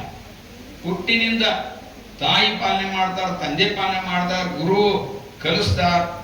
ಸಮಾಜದಲ್ಲಿನೂ ಸಹಿತ ಒಂದಕ್ಷರ ಕಲಿಸಿದಾದ ಗುರು ಅಂತ ಇಲ್ಲ. ಎಲ್ಲರೂ ಸಮಾಜದಲ್ಲಿನೂ ಸಹಿತ ಅನೇಕ ರೀತಿಯಲ್ಲಿ ನಮ್ಮನ್ನು ಬೆಳೆಸ್ತಾರೆ. ಆದ್ರೆ ಬಸವಣ್ಣನವರು ಹ್ಯಾಂಗ್ ಬೆಳೆದು ಬಂದರು ಅನ್ನುವಂಥ ಅದನ್ನ ಒಂದು ಸ್ವಲ್ಪ 5 ನಿಮಿಷದಲ್ಲಿ ಗಮನಿಸೋಣ. ಬಸವಣ್ಣನವರು ಹುಟ್ಟುತ್ತೇನ ಅಳಲೇ ಇಲ್ಲ, ಮಗು ಅಳಲೇ ಇಲ್ಲ. ಎಲ್ಲಾ ಮಕ್ಕಳು ಪ್ರಪಂಚಕ್ಕೆ ಭೂಮಿಗೆ ಬಂದ ಕೂಡ ಏನ್ ಮಾಡ್ತಾರೆ, ಅಳ್ಕೊಂತಾನೆ ಬರ್ತಾವ. ಅಮ್ಮ ಅಮ್ಮ ಅದರದೇ ಆದ ಭಾಷೆ ಇರ್ತದೆ, ಹೇಳ್ತೈತೆ. ಬಸವಣ್ಣ ಅಳಲಿಲ್ಲ. ಆವಾಗ ಏನಾಗತ್ತ, ಒಬ್ಬ ಯೋಗಿಗಳು ಬಂದು ಆ ಮಗು ಅವರಿಗೆ ಆಧ್ಯಾತ್ಮಿಕ ಆತ್ಮಾನುಭವ ಅಂತಾರೆ ಅದಕ್ಕೆ. ಆ ಗುರುಗಳು ಬಂದು ಇವ್ರ ಮನೆ ಮುಂದೆ ಬರ್ತಾರೆ. ಬಂದಾಗ ಅವ್ರು ಗೌರವಪೂರ್ವಕ ಕರ್ಕೊಂಡು ಹೋಗ್ತಾರೆ. ಅವಾಗ ಅವ್ರ ಮುಂದೆ ಈ ತಂದೆ ತಾಯಿಗಳು ತಮ್ಮ ಅಳಲನ್ನು ಹೇಳ್ತಾರ. ಮಗು ಹುಟ್ಟಿದೆ, ಅಳ್ತಾನೆ ಇಲ್ಲ, ಅದು ಪ್ರಾಣನ ಇಲ್ಲೋ ಅನ್ನೋ ಒಂದು ಭಯ ಬಂದ್ಬಿಡುತ್ತೆ ನಮ್ಗೆ ಅಂತಾರ. ಅವಾಗ ಅವ್ರು ಹೇಳ್ತಾರ, ಇದು ಸಾಮಾನ್ಯವಾದ ಕೂಸಲ್ಲ, ಇಡೀ ಜಗವನ್ನ ಇಡೀ ಜಗತ್ತನ್ನು ಉದ್ಧಾರ ಮಾಡಲಿಕ್ಕೆ ಬಂದಂತಹ ಮಗು ಇದೆ. ಅಂಥೇಳಿ ನಮ್ಮ ಈ ಒಂದು ಲಿಂಗಾಯತ ತತ್ವದಲ್ಲಿ ಏನಿದೆ ಹಸ್ತ ಮಸ್ತಕ ಸಂಯೋಗ ಅಂತ. ನಾನು ಅನುಭಾವಿಯಾಗಿ ಶಿವಯೋಗಿಯಾಗಿ ಇನ್ನೊಬ್ಬರನ್ನು ನಾವು ಶಿವಯೋಗಿಯನ್ನು ಮಾಡಲಿಕ್ಕೆ ಸಾಧ್ಯ ಇರುವಂಥದ್ದು ಮೊಟ್ಟ ಮೊದಲನೇ ಹಂತ ಎನ್ನುವುದು ದೀಕ್ಷಾ ಕಾರ್ಯಕ್ರಮ. ಅದಕ್ಕೆ ತಲೆಯ ಮೇಲೆ ಹಸ್ತವನ್ನ ಇಟ್ಟು ಅದಕ್ಕೆ ಹಸ್ತ ಮಸ್ತಕ ಸಂಯೋಗ ಅಂತಾರ. ಗುರು ತನ್ನ ಶಕ್ತಿಯ ಶಕ್ತಿಯನ್ನು ವರ್ಗಾವಣೆ ಮಾಡೋದು, ಟ್ರಾನ್ಸ್ಫಾರ್ಮೇಶನ್ ಆಫ್ ಎನರ್ಜಿ. ನೀವು ಓದಿರ್ತೀರಿ, ಇದು ಸೈಂಟಿಫಿಕ್ ಇದೆ. ಪ್ರತಿಯೊಂದು ಬಸವಣ್ಣನವರ ಪ್ರತಿಯೊಂದು ಕೆಲಸಗಳು ವೈಜ್ಞಾನಿಕವಾಗಿದ್ದಾವೆ, ನೀವು ಓದ್ಕೊಡ್ಲಿ. ಹಸ್ತಮಸ್ತಕ ಸಂಯೋಗ ಮಾಡಿದಾಗ ಮಗು ಅವಾಗ ಪ್ರಾರಂಭ ಮಾಡ್ತೈತಿ. ಆವಾಗ ಮುಂದೆ ಹುಟ್ಟಿನಿಂದಲೇ ಜ್ಞಾನ ಸಂಪಾದಿಸಿಕೊಂಡು ಬಂದಂತಹ ಒಂದು ಮೇರು ವ್ಯಕ್ತಿತ್ವ ಅದು. ಇನ್ನ ಸಣ್ಣ ಮಗು ಇದ್ದಾಗ ವಿಮರ್ಶಾತ್ಮಕ ಪ್ರಜ್ಞೆ ಬೆಳೆದಿತ್ತು ಅದು ಮಗುವಿಗೆ. ಹೆಂಗ ಹೇಳಿದ್ನಲ್ಲ ಆಗಳೆ, ಅಕ್ಕನನ್ನ ಮುಟ್ಟದಾಗ ಹೊರಗೆ ಕುಂದಿಸಿದ್ದು ಸೂತಕಾಚರಣೆಗಳನ್ನ 8 ವರ್ಷದಲ್ಲೇ ವಿರೋಧ ಮಾಡ್ತಾರ. ಈ ಧಾರ್ಮಿಕ ಸಂಸ್ಕಾರವನ್ನು ಕೊಡುವಂತಹ ಉಪನಯನ ಏನಿದೆಯಲ್ಲ ಅದನ್ನ ಅಕ್ಕನಿಗೆ ಕೊಡಲಿಲ್ಲ ನಾನು ತಗೊಳ್ಳೋದಿಲ್ಲ ಅನ್ನುವಂಥ ಚಿಕ್ಕ ಮಗು ಇದ್ದಾಗನೇ ಈ ಒಂದು ಪ್ರಶ್ನೆ ವಿಮರ್ಶೆ ಮಾಡುವುದು, ಪ್ರಶ್ನೆ ಮಾಡುವಂಥ ಪ್ರಜ್ಞೆ ಆಗನೇ ಚಿಕ್ಕ ಮಗು ಇದ್ದಾಗ ಬೆಳಕೊಂಡು ಬಂತು. ಒಂದು ಸಾರಿ ಓಣಿಯಲ್ಲಿ ಎಲ್ಲ ಮಕ್ಕಳು ಆಡ್ತಿರ್ತಾರೆ, ಒಬ್ಬ ಅಸ್ಪೃಶ್ಯ ಮಗುನು ಆಡಕ್ ಬರ್ತಾನೆ. ಎಲ್ಲ ಅಗ್ರಹಾರ, ಅಲ್ಲಿ ಎಲ್ಲ ಮೇಲ ವರ್ಗದವರೇ ಇರುವಂತಹದ್ದು. ಆದ್ರೆ ಒಬ್ಬ ಅಸ್ಪೃಶ್ಯ ಕುಲದ ಒಂದು ಹುಡುಗ ಬಂದಾಗ ಅವನು ಎಲ್ಲರೂ ಹುಡುಗರು ಅವನು ಮುಟ್ಟದೆ ದೂರ ಹೋಗ್ತಾರೆ. ಅವಾಗ ಬಸವಣ್ಣ ಏನ್ ಮಾಡ್ತಾನಂದ್ರೆ ಅವನನ್ನ ಮುಟ್ಟಿ ಅಪ್ಪುಗೊಂಡು ಅವನು ಮಾತಾಡಿಸ್ತಾನ. ಇನ್ನು ಚಿಕ್ಕ ಮಗು ಇದ್ದಾಗನೇ ಇವ್ರು ಬೇರೆ ಇವನಾರವ ಅಂದ್ರೆ ಇವ ನಮ್ಮವ ಅಂತ ಹೇಳಿ ಪ್ರಜ್ಞೆ ಆ ಮಗು ಇದ್ದಾಗನೇ ಬಸವಣ್ಣನವರಿಗೆ ಬೆಳೀತಾ ಬಂತು. ಇನ್ನೊಂದು ಸಂದರ್ಭದಲ್ಲಿ ಏನಾಗುತ್ತೆ ಅಂದ್ರೆ ಜಗಳ ಮಾಡಿರ್ತಾವ ಇಬ್ರು. ಅವಾಗ ಅವರನ್ನು ಹೋಗಿ ಜಗಳ ಮಾಡಬಾರ್ದು ಅಂತ ಹೇಳಿ ಪ್ರೀತಿಯಿಂದ ಬಾಂಧವ್ಯದಿಂದ ಹೆಂಗಿರ್ಬೇಕು ಅನ್ನುವಂಥ ಪಾಠವನ್ನು ಸಣ್ಣ ಮಗು ಇದ್ದಾಗನೇ ಇವ ಮಕ್ಕಳಿಗೆ ಹೇಳ್ಕೊಡ್ತಾನೆ. ಮುಂದೆ ಬಾಗೇವಾಡಿಯ ದೇವಾಲಯದ ಬಾವಿಯಲ್ಲಿ ಒಬ್ಬ ಬಾಲಕ ಆಕಸ್ಮಿಕ ಬೀಳ್ತಾನೆ. ಅವನು ಎತ್ತಾಗಿ ಯಾರು ಹೋಗದೆ, ಎಲ್ಲರೂ ಹಿಂದ್ಮುಂದೆ ಮಾಡ್ತಾ ಇರುವಂತ ಸಂದರ್ಭದಲ್ಲಿ ಹಿಂದೆ ಮುಂದೆ ನೋಡದೆ ಆ ಬಾವಿಯಲ್ಲಿ ಇಳಿದು ಆ ಮಗು ಆ ಹುಡುಗನನ್ನ ಎತ್ತಿಕೊಂಡ ಮೇಲೆ ಬರ್ತಾನೆ. ಆಗನೇ ಬಾಲಕ ಬಸವ ಧೈರ್ಯಶಾಲಿ ಇದ್ದ ಮತ್ತು ಪ್ರಜ್ಞಾವಂತ ಇದ್ದಂಥದ್ದು ಇದು ತೋರಿಸಿಕೊಡ್ಬೇಕು. ಇನ್ನ ಅಗ್ರಹಾರದಲ್ಲಿ ಅನೇಕ ಮೂಢಾಚಾರಗಳು ಕಂದಾಚಾರಗಳು ಇದ್ದು ಅವನ್ನ ಗಮನಿಸ್ತಾ ಇರ್ತಾನೆ, ಸೂಕ್ಷ್ಮವಾಗಿ ಗಮನಿಸ್ತಾ ಇದ್ದು ಇವನು ಮಾಡಬಾರದು, ಇವು ಅನಾಚಾರ, ಡಂಬಾಚಾರ, ಮೂಢಾಚಾರ ಅಂತ ಹೇಳಿ ಸದಾಚಾರವನ್ನು ಹಿಂಗೆ ಮಾಡ್ಬೇಕಂತ ಹೇಳಿ ಚಿಕ್ಕ ಮಗಿದ್ದಾಗ ಮಂದಿಗೆ ಹೇಳ್ಕೊಟ್ಟಂತ ಹೋದ್ರು ಬಸವಣ್ಣ. ಆಮೇಲೆ ಯಜ್ಞ ಯಾಗಗಳಲ್ಲಿ ತುಪ್ಪವನ್ನು, ಪೀತಾಂಬರವನ್ನು, ವಜ್ರ ವೈಡೂರ್ಯಗಳನ್ನು ಅಗ್ನಿಗೆ ಆಹುತಿ ಮಾಡುವಂತಹದ್ದು ಅದು ಆ ಒಂದು ಧಾರ್ಮಿಕ ಆಚರಣೆ. ಅದನ್ನು ಕೂಡ ಬಡವರಿಗೆ, ನೊಂದವರಿಗೆ, ಅಗತ್ಯರವರಿಗೆ ಕೊಡೋ ಬದಲು ಬೆಂಕಿಯಲ್ಲಿ ಸುಡೋದ್ರಿಂದ ಅದು ನಾಶ ಆಗುತ್ತ, ವ್ಯರ್ಥ ಆಗುತ್ತ, ಅದನ್ನು ಮಾಡಬಾರ್ದು ಅಂತೇಳಿ ಚಿಕ್ಕವನಿದ್ದಾಗನೇ ಅವನಿಗೆ ಪ್ರಜ್ಞೆ ಬಂತು. ಈ ಒಂದು ಸದಾಚಾರದ ಭಾವನೆ ಅವನಿಗೆ ಬೆಳೆದು ಬಂತು. ಮತ್ತು ಅವಾಗ ಇತ್ತು ನೂರಾರು ದೇವರುಗಳನ್ನು ಪೂಜೆ ಮಾಡೋದು, ನೂರಾರು ದೇವಸ್ಥಾನಗಳಿದ್ದು. ಆ ದೇವಸ್ಥಾನಗಳ ಪೂಜೆ ಬಹುದೇವೋಪಾಸನೆ ಅಂತೀವಿ ನಾವು. ಆ ಬಹುದೇವೋಪಾಸನೆಯಿಂದ ಏನಾಗುತ್ತೆ ಅಂತಂದ್ರೆ ಮನಸ್ಸು ಚಂಚಲಾಗುತ್ತೆ. ಏನ್ ಮಾಡ್ಬೇಕು ಅನ್ನೋದನ್ನು ಗೊತ್ತಾಗೋದಿಲ್ಲ, ಗುರಿ ಮುಟ್ಟೋದಿಲ್ಲ. ನಂದೇ ಉದಾಹರಣೆ, ಜೀವನದ ಉದಾಹರಣೆ ಹೇಳ್ತೇನೆ. ನಮ್ಮ ಮನ್ಯಾಗ ನಾನು ಸಣ್ಣ ಹುಡುಗ, ನನ್ನ ತಿಳುವಳಿಕೆ ಬಂದಂಗೆ ನಾನು ಪೂಜಾರಿ. ನಮ್ಮ ಮನೆ ಯಾರು ನಮ್ಮ ಅಪ್ಪ ನಮ್ಮ ಅಮ್ಮನೂ ಮಾಡಿಲ್ಲ, ನಮ್ಮ ಅಜ್ಜಿ ಇದ್ಬೇಕಿ ಆಕಿ ಬಗ್ಗೆ ಆಮೇಲೆ ಹೇಳ್ತೇನೆ. ಯಾರು ಇವತ್ತಿನವರೆಗೂ ನಮ್ಮ ಮನೇಲಿ ಯಾರು ಪೂಜೆ ಮಾಡೋದು, ನನ್ನ ಮಕ್ಕಳು ಮಾಡೋಲ್ಲ, ಮೊಮ್ಮಕ್ಕಳು ಮಾಡೋಲ್ಲ, ನನಗೆ ಈತಿರು ಮಾಡೋದು, ನಾನು ಪೂಜಾರಿ. ಏನಾಗ್ತಿತ್ತಂದ್ರೆ ಪೂಜೆ ಮಾಡುವಾಗ ನಮ್ಮಮ್ಮ ಶಿವಭಕ್ತಿ, ಕೂಡಲ ಸಂಗಮ ಆಕಿ ಊರು, ನಮ್ಮ ತಾಯಿ ತವ್ರ ಮನೆಗೆ ಕೂಡಲ ಸಂಗಮ. ನಮ್ಗೆ ತಿಳುವಳಿಕೆ ಇದ್ದಾಗ ನಮ್ಮ ಕೊಳಲಿಂಗ ಹಾಕ್ಯಾರ. ನಮ್ಗೇನು ಗೊತ್ತಿದ್ದಿಲ್ಲ, ಶಿವ ಬಸವ ಅನ್ನೋದು ಒಂದೇ ಗೊತ್ತಿಲ್ಲ. ಏನಾಗೋದಂದ್ರೆ ಜಗಲಿ ಮೇಲೆ ಅನೇಕ ದೇವರುಗಳು ಇರ್ತಿದ್ವು. ಆಮೇಲೆ ಒಂದು ತಪ್ಪು ಮಾಡಿಬಿಟ್ರು ಅಂತ ಅನ್ಸುತ್ತೆ ನಮ್ಮ ಮನ್ಯಾಗ. ನಮ್ಮಮ್ಮ ಭಾಳ ಒಂದೇ ಫೋಟೋ ಪೂಜೆ ಮಾಡಿಸ್ತಿಲ್ಲ. ಏನಂದ್ರೆ ಮಧ್ಯದಲ್ಲಿ ಕೂಡಲ ಸಂಗಮದಲ್ಲಿರುವಂತಹ ಸ್ಥಾವರ ಲಿಂಗ, ಸುತ್ತಲೂ ಬಸವಣ್ಣನವರ ಜೀವನ ಚರಿತ್ರೆ. ಆ ಲಿಂಗದ ಮೇಲೆ ಏನಂದ್ರೆ ಬಸವಣ್ಣನನ್ನ ಈ ಜಟಾಧಾರಿ ಶಿವ ಒಪ್ಕೊಂಡು ಲಿಂಗೈಕ್ಯ ಆದಂತಹ ಅದು ಸೂಚನೆ ಮಾಡುವಂಥ ಒಂದು ಫೋಟೋ ಇದೆ. ಅದೊಂದು ಪೂಜೆ ಆಗ್ತದೆ. ನಮ್ಮ ಮನ್ಯಾಗ ಒಂದು ತಪ್ಪು ಮಾಡಿಬಿಟ್ರಿ, ನಮ್ಮ ಅಮ್ಮನ ದಕ್ಷಿಣ ಭಾರತಕ್ಕೊಮ್ಮೆ ಕಳಿಸ್ಬಿಟ್ರು ಪ್ರವಾಸಕ್ಕೆ, ಉತ್ತರ ಭಾರತಕ್ಕೊಮ್ಮೆ ಕಳಿಸ್ಬಿಟ್ರು.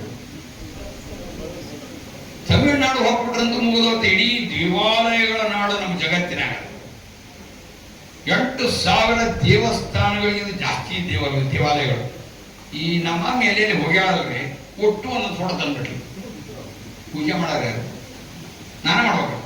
ಏ ಮುದುಕ, ತನ್ನ ಗಂಡನ ಹೆಸರು ಇಟ್ಟ ನನಗೆ ಮಾಡಿ ಈ ಪೂಜೆ. ನಾ ಮಾಡೋದಿಲ್ಲ, ಒಂದ ಪೂಜೆ ಮಾಡೋಣ. ಏನಾಗೋದಂದ್ರೆ ನಿಮ್ಗೆ ಪ್ರಾಕ್ಟಿಕಲ್ ಹೇಳ್ತೇನೆ. ಮನಸ್ಸು ಹೆಂಗೆ ಬಹುದೇವ ಸಂಚಾಲಿಸ ಹೆಂಗಾಗುತ್ತೆ. ನಾನು ಕೇವಲ 3 ಉದಾಹರಣೆ ತಗೊಂತೇನೆ. ಒಂದು ಫೋಟೋ ಗಣಪತಿ ಐತಿ, ಒಂದು ಲಕ್ಷ್ಮೀದೈತಿ, ಒಂದು ಸರಸ್ವತಿದೈತಿ, ಒಂದು ಈ ಕೂಡೋ ಸಣ್ಣ ಒಂದು ಫೋಟೋ 4 ಫೋಟೋ ಅಂತ ತಿಳ್ಕೊಳ್ಳಿ. ಈ ಗಣಪತಿನ ಒರೆಸಿ ಒಂದೊಂದು ವರ್ಷಕ್ಕಲ್ಲ, ಎಲ್ಲ ಅಷ್ಟು ಒಮ್ಮೆಲೆ ವರ್ಷಕ್ಕಾಗತ್ತ.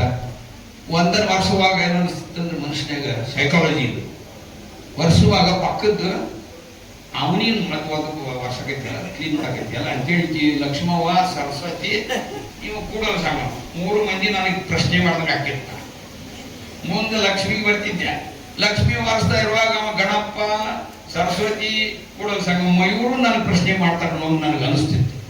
ನಿಜವಾಗಿ ನಾ ಹೇಳೋದು, ನಾನು ಸುಮ್ಮನೆ ನಿಮ್ಮ ನಂಬಾಕ ಮಾಡಕ್ಕೆ ಹೇಳಕತ್ತಿಲ್ಲ. ನನಗೆ ಆಗ್ತಾಗೂ ನೀವು ಗಮನಿಸ್ರಿ, ದಯವಿಟ್ಟು ಗಮನಿಸ್ರಿ. ನಿಮ್ಮ ಜಗಲಿ ಮೇಲೆ 5 ದೇವರು ಹತ್ತಿದ್ರಂದ್ರೆ ಬೇಡ, 10 ಬೇಡ, ಆಲೋಚನೆ ಮಾಡಬೇಡಿ. ಕೇವಲ 3 ದೇವರ ಬಗ್ಗೆ ಕ್ಲೀನ್ ಮಾಡುವಾಗ, ಅದಕ್ಕೆ ಕುಂಕುಮ ಹಚ್ಚುವಾಗ, ವಿಭೂತಿ ಹಚ್ಚುವಾಗ, ಗಂಧ ಹಚ್ಚುವಾಗ ಏನಾಗುತ್ತೆ ನಿಮ್ಮ ಮನುಷ್ಯನ ಸ್ಥಿತಿಯನ್ನು ಪರೀಕ್ಷೆ ಮಾಡಿ. ಇದು ನನಗಾಗಿತ್ತು. ಹಿಂಗಾದಾಗ ಏನಾಗೋದಂದ್ರೆ ಧೋಬಿ ಕತ್ತನ್ನ ಘರ್ಗನ ಕಾಡ್ಕ ಅಂತಾರಲ್ಲ, ಅತ್ತಾಗೂ ಇಲ್ಲ ಇತ್ತಾಗೂ ಇಲ್ಲ. ಏಕ ದೇವಾಪಾಸನೆಯೂ ಸರಿಯಾಗಿ ಗೊತ್ತಿಲ್ಲ, ಬಹುದೇವೋಪಾಸನೂ ಸರಿಯಾಗಿ ಗೊತ್ತಾಗಲಾರಂತ ಅನಿಶ್ಚಿತ ಅತಂತ್ರ ಸ್ಥಿತಿ ನನ್ನ ಮನಸ್ಸಿನ ಸ್ಥಿತಿಯಲ್ಲಿ ಇತ್ತು. ಮುಂದೆ ಕಾಲಕ್ರಮೇಣ ನಾನು ಬದಲಾವಣೆ ಆದೆ. ಸುಮಾರು 26 ವರ್ಷದ ಹಿಂದೆ ಎಲ್ಲ ನಮ್ಮ ಮನೆಗೆ ಎಲ್ಲ ಫೋಟೋಗಳು ಜಗಲಿ ಮೇಲಿನ ದೇವ್ರ ಜಗಲೆಲ್ಲ ಜಳ ಜಳ. ಬಸವಣ್ಣನ ಒಬ್ಬರನ್ನ ಇಟ್ಟಿದ್ದೆ, ಒಂದು ಕಡೆ ಮಾಚಿದೇವ್ರು ಇಟ್ಟಿದ್ದೆ. ಇನ್ನೊಂದು ವಾರದಾಗ ಅವರು ಹೋಗ್ತಾರೆ, ಹೋಗಿ ಮತ್ತೆ ಅಲ್ಲಿ ಶೋಕೇಶ್ನಾಗ ಸೇರ್ಕೊಳ್ತಾರೆ. ಬೇರೆನ ಪರಿಕಲ್ಪನೆ ಅದು. ಲಿಂಗಾಂಗ ಯೋಗ ಅಂದ್ರೆ ಲಿಂಗ ಧ್ಯಾನ ಮಂದಿರವಾಗಿ ಪರಿವರ್ತನೆ ಮಾಡ್ತಾ ಇದ್ದೀವಿ. ಯಾಕಂದ್ರೆ ಇದು ಬರ್ತಾ ಬರ್ತಾ ಬರ್ತಾ ಬಸವಣ್ಣ ಹೆಂಗ ಕ್ರಮೇಣ ಒಂದನ್ನ ನೋಡಿ ತನ್ನ ಪ್ರಜ್ಞೆ ಹೆಚ್ಚು ಬೆಳೀತಾ ಹೋಗ್ತಾ ಹಂಗೆ ನನಗೂ ತಿಳುವಳಿಕೆ. ನಾನು ಎಲ್ಲ ಪೂಜೆ ಮಾಡಿದ್ದೀನಿ, ಎಲ್ಲ ವೃತ್ತಗಳನ್ನು ಮಾಡಿದ್ದೇನೆ, ದೇವಿ ಪಾರಾಯಣ ಮಾಡಿದ್ದೇನೆ. 22 ವರ್ಷ ಎಲ್ಲ ಬಿಟ್ಟು ಮಾಡ್ತೀವಿ. ಎಲ್ಲವನ್ನು ಮಾಡೋದೇನಿತ್ತಲ್ಲ ಅದು ಶ್ರದ್ಧಾ ಭಕ್ತಿ. ಸರಿಯೋ ತಪ್ಪು ಅನ್ನೋದು ಗೊತ್ತಾಗೋದಿಲ್ಲ. ನಾವು ಮಾಡಿಬಿಡೋದು. ಮನೆಯವ್ರು ಹೇಳ್ಯಾರ, ಹಿರಿಯರು ಹೇಳ್ಯಾರ, ಗುರುಗಳು ಹೇಳ್ಯಾರ, ಮಾಡೋದಪ್ಪ. ಆದ್ರೆ ನಿಜವಾದ ಪೂಜೆ ಯಾವುದನ್ನೋದನ್ನ ತಿಳ್ಕೊಂಡ ಮೇಲೆ ಅದು ನಿಷ್ಠಾಭಕ್ತಿ, ಅನುಭವ ಭಕ್ತಿ, ಸಮರಸ ಭಕ್ತಿ, ಹಿಂಗ 6 ಭಕ್ತಿಯ ಹಂತವನ್ನು ನಾವು ದಾಟ್ತೇವೆ. ಈ ಒಂದು ಸ್ಪಷ್ಟವಾದಂತಹ ಕಲ್ಪನೆ 6 ಬಸವಣ್ಣನವರ ಭಕ್ತಿ ಪಥ. ಅವರು ಬಹಳ ಸರಳವಾಗಿ ಹೇಳ್ಕೊಡ್ತಾರೆ. ನಮ್ಮ ಮನ ಸೈಕಾಲಜಿಕಲ್ ಅದು. ಬಸವಣ್ಣನವರ ಶಿವಪಥ ಮತ್ತು ಬಸವಣ್ಣನವರ ಭಕ್ತಿ ಪಥಗಳನ್ನು ವಿವರವಾಗಿ ಹೇಳೋದಿಲ್ಲ. ಅದರ ಮೋಸ್ಟ್ ಸೈಕಾಲಜಿಕಲ್, ಸೈಂಟಿಫಿಕ್ ಆಗಿರುವಂತಹ ಒಂದು ತತ್ವಗಳನ್ನು ಕೊಟ್ಟಿದ್ದಾರೆ. ಬಹಳ ಸುಲಭವಾಗಿ ಸರಳವಾಗಿ ಓದ್ಕೊಂಡು ಅದನ್ನ ನಾವು ಪಾಲಿಸಬಹುದು. ನಾವು ಕೂಡ ಬಸವಣ್ಣನಂತೆ ಆಗ್ಬೋದು, ನಾವು ಕೂಡ ಪರಮಾತ್ಮನಂತೆ ಆಗ್ಬೋದು ಅನ್ನುವಂತಹದ್ದನ್ನ ಈ ಬಸವಣ್ಣನವರ ಅರಿವಿನ ಬೆಳ್ಕೊಂತ ಅವ್ರು ಹೆಂಗ್ ಬೆಳ್ಕೊಂತ ಬರ್ತಾರೆ, ಮುಂದೆ ಬರ್ತಾರೆ, ಕೂಡಲ ಸಂಗಮಕ್ಕೆ ಬರ್ತಾರೆ. ಅಲ್ಲಿ ಏನಾಗುತ್ತಂದ್ರೆ ಇಷ್ಟೆಲ್ಲ ದೇವರನ್ನ ಪೂಜೆ ಮಾಡ್ತಾರೆ, ಏನಾದರೂ ಜನರಿಗೆ ಒಪ್ಪುವಂಥದ್ದನ್ನು ಕೊಡಬೇಕು ಅಂತ ಅವ್ರಿಗೆ ಆಲೋಚನೆ ಬರ್ತದೆ. ಆವಾಗ ಈ ಇಡೀ ವಿಶ್ವದ ಆಕಾರದಲ್ಲಿ ಒಂದು ಲಿಂಗದ ಪರಿಕಲ್ಪನೆಯನ್ನ, ಇಷ್ಟಲಿಂಗದ ಪರಿಕಲ್ಪನೆ ಅವರಿಗೆ ಬರುತ್ತೆ. ಇದು ಕೆಲವು ಜನ ಇದು ಸಾಕಾರ ಆಯ್ತಲ್ಲ, ನೀವು ಮೂರ್ತಿ ಪೂಜೆ ಮಾಡ್ತಿರಲ್ಲ, ಕಲ್ಲು ಪೂಜೆ ಮಾಡ್ತಿರಲ್ಲ ಅಂತ ನಮ್ಮನ್ನ ಕೇಳ್ತಾರೆ ಬಹಳ ಮಂದಿ. ಇವತ್ತು ನಮ್ದು ಏನಪ್ಪಾ ಅಂದ್ರ ಸಾಕಾರ ನಿರಾಕಾರ ಆರಾಧನೆ, ಉಪಾಸನೆ. ಸಾಕಾರ ಹಿಡಿದು ನಿರಾಕಾರವಾಗುವುದು ಇದು ಲಿಂಗಾಂಗ ಯೋಗದ ಒಂದು ಸಾಧನೆಯ ಒಂದು ಕ್ರಮ. ಆ ಒಂದು ನಿಟ್ಟಿನಲ್ಲಿ ಲಿಂಗವನ್ನ ಪರಿಕಲ್ಪನೆ ಬರ್ತೈತಿ. ಮುಂದ ಅನುಭವ ಮಂಟಪದಲ್ಲಿ 100,000 ಜನ ಅದನ್ನು ಮಾಡಿ ಅನುಭವಿಸ್ತಾರೆ. ಲಿಂಗ ಪೂಜೆಯನ್ನು ಮಾಡ್ತಾ ಮಾಡ್ತಾ ಮಾಡ್ತಾ ಏನಾಗುತ್ತೆ ಅನ್ನುವಂಥದ್ದನ್ನ, ಅದು ಒಂದು ದೊಡ್ಡ ವಿಜ್ಞಾನ ಇದೆ. ಅದರಲ್ಲಿ ಏನಿದೆ ಅಂದ್ರೆ ಕಾಸ್ಮಿಕ್ ಎನರ್ಜಿ ಯಾವ ರೀತಿ ನಮ್ಮ ಇಡೀ ಪ್ರಪಂಚದ ಪ್ರತಿಯೊಂದು ಜೀವರಾಶಿ, ಪ್ರತಿಯೊಂದು ಕಣಕಣದಲ್ಲಿನೂ ಎನರ್ಜಿ ಇದೆ. ಆ ಎನರ್ಜಿ ಯಾವ ರೀತಿ ಕೆಲಸ ಮಾಡೋದಕ್ಕೆ ಅನ್ನೋದು ವೈಜ್ಞಾನಿಕವಾಗಿದೆ. ಆ ವಿಜ್ಞಾನ ಇಷ್ಟಲಿಂಗ ತತ್ವದಲ್ಲಿ ಇತ್ತು, ಇದೆ. ಅದನ್ನೇ ನಾವು ತಿಳಿಸ್ಕೊಡ್ಬೇಕಾದಂತ ಅಗತ್ಯ ಐತಿ. ಆಮೇಲೆ ಪ್ರಧಾನಮಂತ್ರಿ ಆದರೂ, ಈಗಿನವ್ರ ಪ್ರಧಾನಮಂತ್ರಿ ಆದ್ರೆ ಊಟ ಜಡ್ಕೊಂಡು ಅಲ್ಲೇ ಕುಂದಿರ್ಬೇಕನ್ನಾರೆ. ಇವತ್ತು ಯಾರು ನಿಸ್ವಾರ್ಥದಿಂದ ಒಂದು ಪೈಸಾ, ನಾನು ಜನರ ದುಡ್ಡದು ಸರ್ಕಾರ ನಡೆಸೋದಂದ್ರೆ ಎಲ್ಲ ಪ್ರತಿಯೊಬ್ಬ ವ್ಯಕ್ತಿಯ ಹಣ, ಆ ಒಂದು ಪೈಸೆಯನ್ನು ನಾನು ಜನರ ಹಣವನ್ನು ನಾನು ಸ್ವಂತಕ್ಕೆ ಬಳಕೆ ಮಾಡಿಕೊಳ್ಳೋದಿಲ್ಲ ಅನ್ನುವಂಥ ಒಬ್ಬ ರಾಜಕಾರಣಿ ತೋರಿಸ್ಬಿಟ್ರೆ ನಾನು ಪ್ರಾಣ ಕೊಟ್ಬಿಡ್ತೀನಿ. ಅಷ್ಟು ಕಲುಷಿತ ಪರಿಸ್ಥಿತಿ ಬಂದ್ಬಿಟ್ಟಿದ್ದೇವೆ. ಅಷ್ಟೇ ಅಲ್ಲ, ಏನಂದ್ರೆ ಗಳಿಸುವುದೇ ಗಳಿಸುವುದು, ಗಳಿಸುವುದೇ ಗಳಿಸುವುದು, ಗಳಿಸುವುದೇ ಗಳಿಸುವುದು. ಅದರಲ್ಲಿ ಒಂದು ಗುಂಜಿಯನ್ನು ತಗೊಂಡೋಗಕ್ಕಾಗಲ್ಲ. ಆದರೂ ಆಶೆ ಎಲ್ಲ ಇದೆ. ಅಂದ್ರೆ ರಾಜಕೀಯ ಪ್ರಜ್ಞೆ ಹೆಂಗಿತ್ತಂದ್ರೆ ಅವರಿಗೆ ಕೊನೆಗೆ ಹೇಳ್ತಾರವರು, ಕಿರೀಟವನ್ನು ಪ್ರಧಾನಮಂತ್ರಿ ಹುದ್ದೆನ ತ್ಯಾಗ ಮಾಡ್ತಾರೋ ಎದಕ್ಕ? ತತ್ವಕ್ಕಾಗಿ, ಸತ್ಯಕ್ಕಾಗಿ ತ್ಯಾಗ ಮಾಡಿ ಬರ್ತಾರ. ಬಿಜ್ಜಾಳ ನನಗೆ ಹಂಗೆ ನಿಂತು ಅಂತ ಹೇಳ್ಬಿಟ್ಟು ಬರ್ತಾರೆ. ಯಾರು ಬರ್ತಾರ? ಇವತ್ತು ಮಿನಿಸ್ಟರ್ ಆದಂತ ಒಬ್ಬ ವ್ಯಕ್ತಿ ಬಿಡಲ್ರಿ ನೋಡೋಣ, ಮಿನಿಸ್ಟರ್ಶಿಪ್ ಉಳಿಸ್ಕೊಂಡಾಕನ ದೊಡ್ಡ ಲಾಬಿ. ಹಿಂಗಾಗಿ ನಾವು ಕೆಟ್ಟೇವೆ. ನಾವು ಕೆಟ್ಟು ಅವ್ರನ್ನ ಕೆಡ್ಸೀವಿ, ಅವ್ರು ಕೆಟ್ಟು ನಮ್ಮನ್ನ ಕೆಡ್ಸ ಈಗಿನ ರಾಜಕೀಯ ವ್ಯವಸ್ಥೆ. ಆದ್ರೆ ಅವಾಗಿನ ರಾಜಕೀಯ ವ್ಯವಸ್ಥೆ ಏನಿತ್ತಂದ್ರೆ ನಿಸ್ವಾರ್ಥ, ಪರಿಶುದ್ಧವಾದಂತಹ ವ್ಯಕ್ತಿತ್ವ ಇರುವಂತಹ ರಾಜಕಾರಣಿಗಳಿದ್ರು. ರಾಜಕಾರಣದಲ್ಲಿ ತತ್ವವನ್ನು ಸೇರಿಸಿ ರಾಜಕಾರಣ ಮಾಡ್ತಿದ್ರು. ಅದಕ್ಕೆ ಬಸವಣ್ಣನವರು ಪ್ರಧಾನಮಂತ್ರಿಯಾಗಿ ನಡೆದುಕೊಂಡಂತ ರೀತಿ ಅದಕ್ಕೆ ಉದಾಹರಣೆ ಅನ್ನುವಂಥ ಮಾತನ್ನು ಹೇಳ್ತಾ, ಈ ಎಲ್ಲ ತತ್ವಗಳು ಬಸವಾದಿ ಶರಣರು ಏನು ನಮ್ಮ ಪ್ರಪಂಚಕ್ಕೆ ಕೊಟ್ಟಿದ್ದಾರ ತತ್ವಗಳನ್ನ, ಆ ಎಲ್ಲ ತತ್ವಗಳು ರೂಪ ತಳೆದು ಅವು ತತ್ವ ಸಿದ್ಧಾಂತಗಳಾಗಿ ನಮಗೆ ಇವತ್ತು ಸಿಕ್ಕಿದೆ ಅಂತಂದ್ರೆ ಅದು ಕಲ್ಯಾಣದ ಅನುಭವ ಮಂಟಪದಲ್ಲಿ ಅದು ಜಗತ್ತಿನ ಮೊಟ್ಟ ಮೊದಲನೆಯ ಸಂಸತ್ತು ಅನ್ನುವಂಥದ್ದನ್ನು ನೆನಪಿಟ್ಟುಕೊಳ್ಳಿ ದಯವಿಟ್ಟು. ಇನ್ನು ಕೊನೆಯದಾಗಿ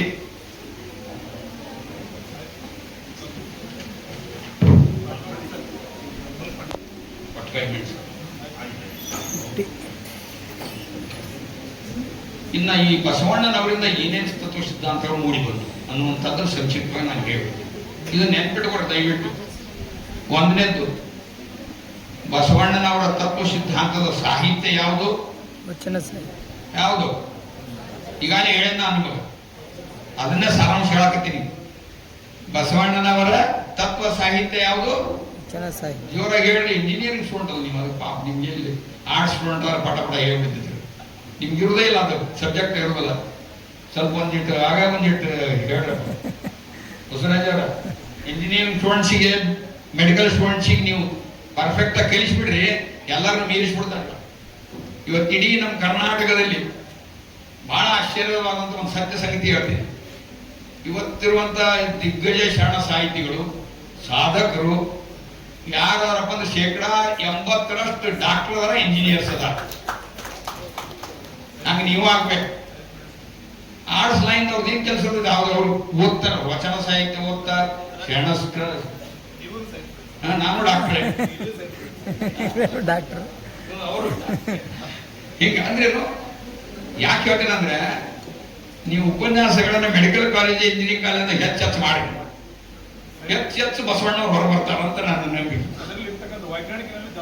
ಎಸ್ ಯಾಕಂದ್ರೆ ಯಾಕಾಗುತ್ತಂದ್ರೆ ವೈಜ್ಞಾನಿಕವಾಗಿ ನಾವು ಪ್ರಯೋಗದ ಮೂಲಕನ ಕಂಡುಕೊಳ್ಳೋದು. ಒಮ್ಮೆಲೆ ಒಪ್ಪೋದಲ್ಲ ಇಂಜಿನಿಯರಿಂಗ್ ಸ್ಟೂಡೆಂಟ್ಸ್, ಮೆಡಿಕಲ್ ಸ್ಟೂಡೆಂಟ್ಸ್. ಈ ತತ್ವಗಳನ್ನ ನಾವು ಒಪ್ಪಬೇಕಾದ ಒಂದು ಪ್ರಯೋಗ ಮಾಡಿ ನೋಡೇ ಒಪ್ಪುತ್ತೀವಿ. ಅದಕ್ಕೆ ಒಂದೇದು ತತ್ವ ಸಾಹಿತ್ಯ, ವಚನ ಸಾಹಿತ್ಯ. ತತ್ವದ ಭಾಷೆ ಕನ್ನಡ ಭಾಷೆ. ನಂಬಿಕೆ ಏಕದೇವೋಪಾಸನೆ, ಬಾಳ ದೇವರ ಪೂಜೆ ಮಾಡುವುದು ಅಲ್ಲ ನಮ್ಮದು. ಇದು ಕೇವಲ ಲಿಂಗಾಯತರು ಅಂತ ಅನ್ಕೋಬೇಡ್ರಿ. ನಾನು ಮುಂದೆ ಬರ್ತೇನೆ, ನಾನು ಕೊನೆಗೆ ಒಂದು ಸಾರಾಂಶದಲ್ಲಿ ಹೇಳ್ತೇನೆ.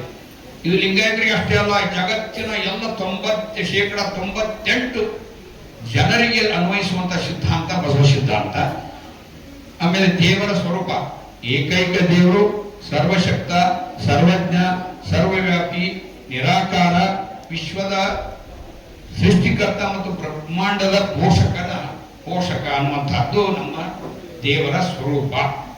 ಆಮೇಲೆ ಆರಾಧನೆ, ಮೂರ್ತಿ ರಹಿತ ಆರಾಧನೆ, ಮೂರ್ತಿ ಪೂಜೆ ಮಾಡಬಾರದು. ಯಾರು ಬಸವ ಸಿದ್ಧಾಂತದ ಅನುಯಾನಿಗಳು ಮತ್ತು ನಂಬುವವರು ಮಾಡಬಾರದು. ಆಮೇಲೆ ನಮ್ಮ ದೇವರು ಯಾವ್ದಪ್ಪ ಅಂದ್ರೆ ಸಾಕಾರ ನಿರಾಕಾರ ಸ್ವರೂಪವಾದಂತಹ ಪರಮಾತ್ಮ ಕುರುಹಾದಂಥ ಇಷ್ಟಲಿಂಗವೇ ನಮ್ಮ ದೇವರು ಅನ್ನುವಂಥದ್ದು ನಮಗೆ ಇರಬೇಕು.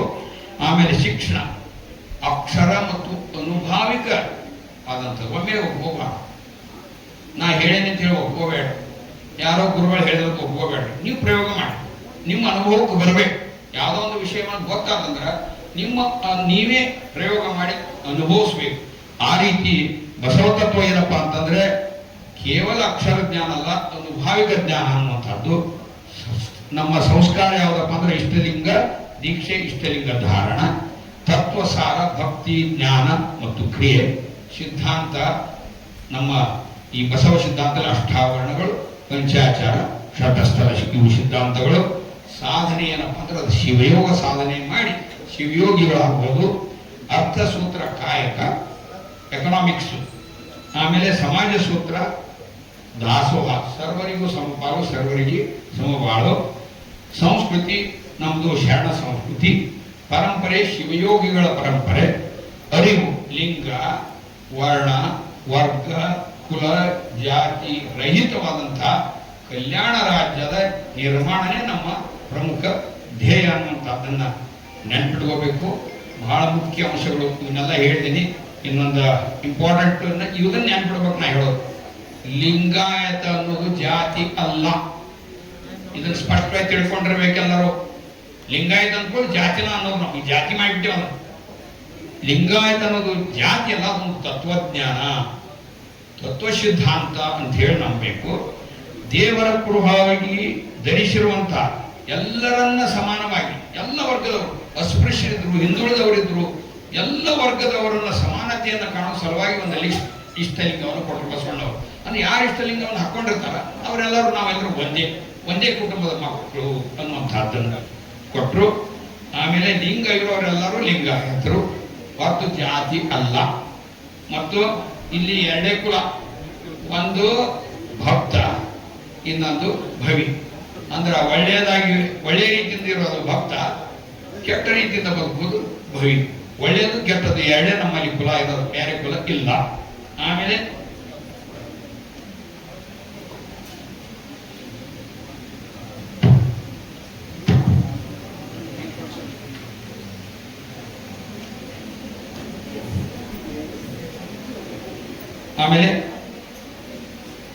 ಇಡೀ ವಚನ ವಿಜ್ಞಾನ, ನಾನು ವಚನ ತತ್ವಜ್ಞಾನ ಅಥವಾ ವಚನ ವಿಜ್ಞಾನ ಅನ್ನೋದು ವಚನ ಸಾಹಿತ್ಯ ನಾವು ಬಳಕೆ ಮಾಡೋದು ಸಾಮಾನ್ಯವಾಗಿ. ಈ ವಚನ ವಿಜ್ಞಾನ ಏನಿದೆಯಲ್ಲ, ಇದು ಜಗತ್ತಿನಲ್ಲಿರುವ, ನೀವು ಸರ್ಚ್ ಮಾಡ್ಕೊಡ್ರಿ, ಯೂನಿವರ್ಸಲ್ ಫಿಲಾಸಫೀಸ್ ಅಂತ ಸರ್ಚ್ ಮಾಡಿ 422 ತತ್ವಜ್ಞಾನ ಬರ್ತದೆ. ವಿದ್ಯಾರ್ಥಿಗಳಿಗೆ ನೀವು ಹೇಳೋದು ಎಲ್ಲರೂ ಮಾಡಿ, ಗೂಗಲ್ನಲ್ಲಿ ಸರ್ಚ್ ಮಾಡ್ಕೊಳ್ಳಿ, ವರ್ಲ್ಡ್ ಫಿಲಾಸಫೀಸ್ ಅಂತ ಹೊಡ್ರಿ, ಇಲ್ಲ ಗ್ಲೋಬಲ್ ಫಿಲಾಸಫೀಸ್ ಅಂತ ಹೊಡ್ರಿ, ಯೂನಿವರ್ಸಲ್ ಫಿಲಾಸಫೀಸ್ ಅಂತ ಹೊಡ್ರಿ, 422 ಫಿಲಾಸಫಿ ಬರ್ತಾವ. ಆ 422 ಫಿಲಾಸಫಿಯನ್ನು ಅಧ್ಯಯನ ಮಾಡಿದ್ರೆ ನಮಗೆ ಕಂಡು ಬರೋದೇನಪ್ಪ ಅಂದ್ರೆ, ಈ ಬಸವಣ್ಣನವರು ಏನು ನಮ್ಮ ಇಷ್ಟಲಿಂಗ ತತ್ವ, ಲಿಂಗಾಂಗ ಯೋಗವನ್ನು ಕೊಟ್ಟಿದಾರಲ್ಲ, ಆ ಎಲ್ಲ ತತ್ವಜ್ಞಾನಗಳ ಸಾರ ಇದರಲ್ಲಿದೆ. ಇದರಲ್ಲಿರುವುದು ಅವುಗಳನ್ನು ಇದೆ ಅನ್ನುವಂಥದ್ದನ್ನು ನಾವು, ಇದು ಸತ್ಯ ಸಂಗತಿ. ನಾನು ಒಂದು ಗ್ರಂಥದಲ್ಲಿ ನಾನು ಇದನ್ನು ಒಂದು ಅಧ್ಯಾಯವಾಗಿ ಅಳವಡಿಸಿದ್ದೇನೆ. ಇದನ್ನು ತಿಳ್ಕೋಬೇಕು. ಇಷ್ಟು ಹೇಳ್ತಾ, ನಾವು ಅಸ್ಪೃಶ್ಯರಿರಲಿ, ಹಿಂದುಳಿದವರಿರಲಿ, ಬಡವ ಇರಲಿ, ಬಲಿದ ಇರಲಿ, ಇವನಾರವ ಎಂದೆನಿಸದೆ ಇವ ನಮ್ಮವ ಎಂದೆನಿಸಯ್ಯ, ಕೂಡಲ ಸಂಗಮಯವ ನಿಮ್ಮ ಮನೆಯ ಮಗನೇ. ನಾವೆಲ್ಲರೂ ಆ ಪರಮಾತ್ಮನ ಮನೆಯ ಮಕ್ಕಳಾಗಿದ್ದೇವೆ ಅನ್ನುವಂತಹ ಭಾವನೆಯಿಂದ ನಾವು ಯಾವುದೇ ರೀತಿ ಎಲ್ಲೂ ತಾರತಮ್ಯ ಮಾಡಬಾರದು. ಯಾವುದೇ ರೀತಿಯ ತಾರತಮ್ಯ ಮಾಡಬೇಡ್ರಿ. ಚೆನ್ನಾಗಿ ಬದುಕುವಂತಹ ಜೀವನವನ್ನು ನಾವು ಮಾಡ್ಕೊಳ್ಳೋಣ ಅಂತ ಹೇಳ್ತಾ, ಕೊನೆಯದಾಗಿ ನೀವು ಪಾಲಿಸಬೇಕಾದಂತಹ ಒಂದು 3 ವಿಚಾರಗಳು ಹೇಳಿ ನಾನು ಮುಗಿಸ್ತೇನೆ. ವಚನಗಳು ತತ್ವಜ್ಞಾನ, ಅದು ಬರೀ ಕೇವಲ ಓದಿ ಇಡುವಂಥ ಸಾಹಿತ್ಯ ಅಲ್ಲ, ಕಣ್ಣಿಗೆ ಹಚ್ಚಿಕೊಂಡು ಅನುಭವಿಸುವಂಥ ಸಾಹಿತ್ಯ ಅನ್ನೋಂಥದ್ದು ನೆನಪಿಟ್ಟುಕೊಳ್ರಿ. ವಾರಕ್ಕೆ 1 ವಚನ ಓದ್ರಿ. ವಾರಕ್ಕೆ 1 ವಚನ, ನಿರಂತರವಾಗಿ 7 ದಿನ 1 ವಚನ ಓದ್ರಿ. ಅರ್ಥ ಮಾಡ್ಕೊಂಡು ಓದ್ರಿ. ಇಂಥ ಒಂದು 25 ವಚನ ಓದಿಬಿಡ್ರಿ. ಇಡೀ ವಚನ ಸಾಹಿತ್ಯದ ಎಲ್ಲ ಸಾರವನ್ನ ನೀವು ತಿಳ್ಕೊಂಡು ಅಷ್ಟು ಸಮಗ್ರವಾಗಿ ಕೇವಲ ಒಂದು 20 ವಚನ ಸರಿಯಾಗಿ ಓದಬೇಕಷ್ಟೇ. 1 ವಾರಕ್ಕೆ 1 ವಚನವನ್ನ ಅದರ ಅರ್ಥ ತಿಳ್ಕೋಬೇಕು. ಬಹಿರಂಗದ ಅರ್ಥ ಇಲ್ಲ, ಅಂತರಂಗದ ಅರ್ಥ ಏನು ಅನ್ನುವಂಥದ್ದೆಲ್ಲ ತಿಳ್ಕೊಡ್ರಿ. ವಚನ ವಿಜ್ಞಾನಿಗಳಾಗಿಬಿಡ್ತೀರಿ ನೀವೆಲ್ಲರೂ ಅನ್ನುವಂಥ ಮಾತನ್ನು ಹೇಳ್ತಾ, ನೀವು ಎಂಥಾದರ ಬಟ್ಟೆ ಹಾಕ್ಕೊಡ್ರಿ, ಬೇಕಾದಷ್ಟು ಅಲಂಕಾರ ಮಾಡ್ಕೊಡ್ರಿ, ಬೇಕಾದಂತ ಬ್ಯೂಟಿ ಪಾರ್ಲರ್ಗೆ ಹೋಗ್ರಿ, ಆದ್ರೆ ಕೊನೆಗೆ ಒಂದು ವಿಭೂತಿ ಹತ್ಕೊಂಡು ಮಾತ್ರ ಬಿಡಬೇಡ್ರಿ. ವಿಭೂತಿ ಹತ್ಕೊಂಡ್ರೆ ಲಿಂಗಾಯತರ ಹತ್ಕೊಳ್ಳೋದಂತ ತಪ್ಪು ಕಲ್ಪನೆ. ವಿಭೂತಿಯ ವೈಜ್ಞಾನಿಕತೆಯನ್ನು ನೀವೇ ಸರ್ಚ್ ಮಾಡ್ಕೊಂಡು ಹುಡುಕ್ರಿ. ವಿಭೂತಿಯ ಧಾರಣೆಯಿಂದ, ವಿಭೂತಿಯ ಬಳಕೆಯಿಂದ ನಮ್ಮ ಇಡೀ ಜೀವನನ ಉದ್ಧಾರ ಆಗತ್ತೆ, ನಾವು ನಿರೋಗಿಗಳಾಗ್ತೀವಿ, ರೋಗ ಬರಲಾರಂತ ಸ್ಥಿತಿ ನಾವು ಪಡ್ಕೊಳ್ತೀವಿ ಅನ್ನುವಂಥದ್ದನ್ನ ಮಾಡ್ರಿ. ದಯವಿಟ್ಟು ಏನೋ ಲಿಂಗ ಹಾಕ್ಲಿಲ್ಲ ಅಂದ್ರೂ ಅಷ್ಟ, ರುದ್ರಾಕ್ಷಿ ಮಾಲೆ ಹಾಕ್ಲಿಲ್ಲ ಅಂದ್ರೂ ಅಷ್ಟ, ವಿಭೂತಿ ಮಾತ್ರ ಕಾಯಂ ಯಾವಾಗಲೂ. ಬೆಳಿಗ್ಗೆ ಎದ್ದ ರಾತ್ರಿ ಮಾಡೋದು ಕಂಡ್ರಿ ಹಣೆ ಖಾಲಿ ಇರಬಾರ್ದು. ಇಷ್ಟು ಮಾಡ್ರಿ, ನೀವ ಬಸವಣ್ಣ ಆಗ್ತೀರಿ, ಆ ಪರಮಾತ್ಮನ ಸ್ವರೂಪಿಗಳಾಗ್ತೀರಿ ಅನ್ನುವಂಥ ಮಾತನ್ನು ಹೇಳ್ತಾ, ಇದುವರೆಗೂ ಇಷ್ಟು ಶಾಂತವಾಗಿ, ಯಾಕೆ ಶಾಂತ ಇದ್ರೋ ಗೊತ್ತಿಲ್ಲ, ಏನು ಅರ್ಥ ಆಗೈತೋ ಇಲ್ಲೋ ಗೊತ್ತಿಲ್ಲ, ಬಹಳ ಶಾಂತವಾಗಿ ಕೂತ್ಕೊಂಡು ಕೇಳಿರಿ. ನನಗೂ ಬಹಳ ಸಂತೋಷ ಆಗಿದೆ. ನಿಮ್ಮೆಲ್ಲರಿಗೂ ನಾನು ಅನಂತನಂತ ಶರಣಾರ್ಥಿಗಳು. ಮತ್ತು ಈ ಅವಕಾಶವನ್ನು ನೀಡಿದಂಥ ಬಸವರಾಜ ಮಾನವಳ್ಳಿಯವ್ರನ್ನ ಹಿಡಿದುಕೊಂಡು ಎಲ್ಲ ಜಾಗತಿಕ ಲಿಂಗಾಯತ ಮಹಾಸಭಾ, ರಾಷ್ಟ್ರೀಯ ಬಸವದಳ ಮತ್ತು ಎಲ್ಲ ಸಂಘಟನೆಗಳು, ಬಸವಪರ ಸಂಘಟನೆಗಳ ಎಲ್ಲರಿಗೂ ಅನಂತ ಶರಣಾರ್ಥಿಗಳು ಹೇಳಿ ನಾನು ಮಾತು ಮುಗಿಸ್ತೇನೆ.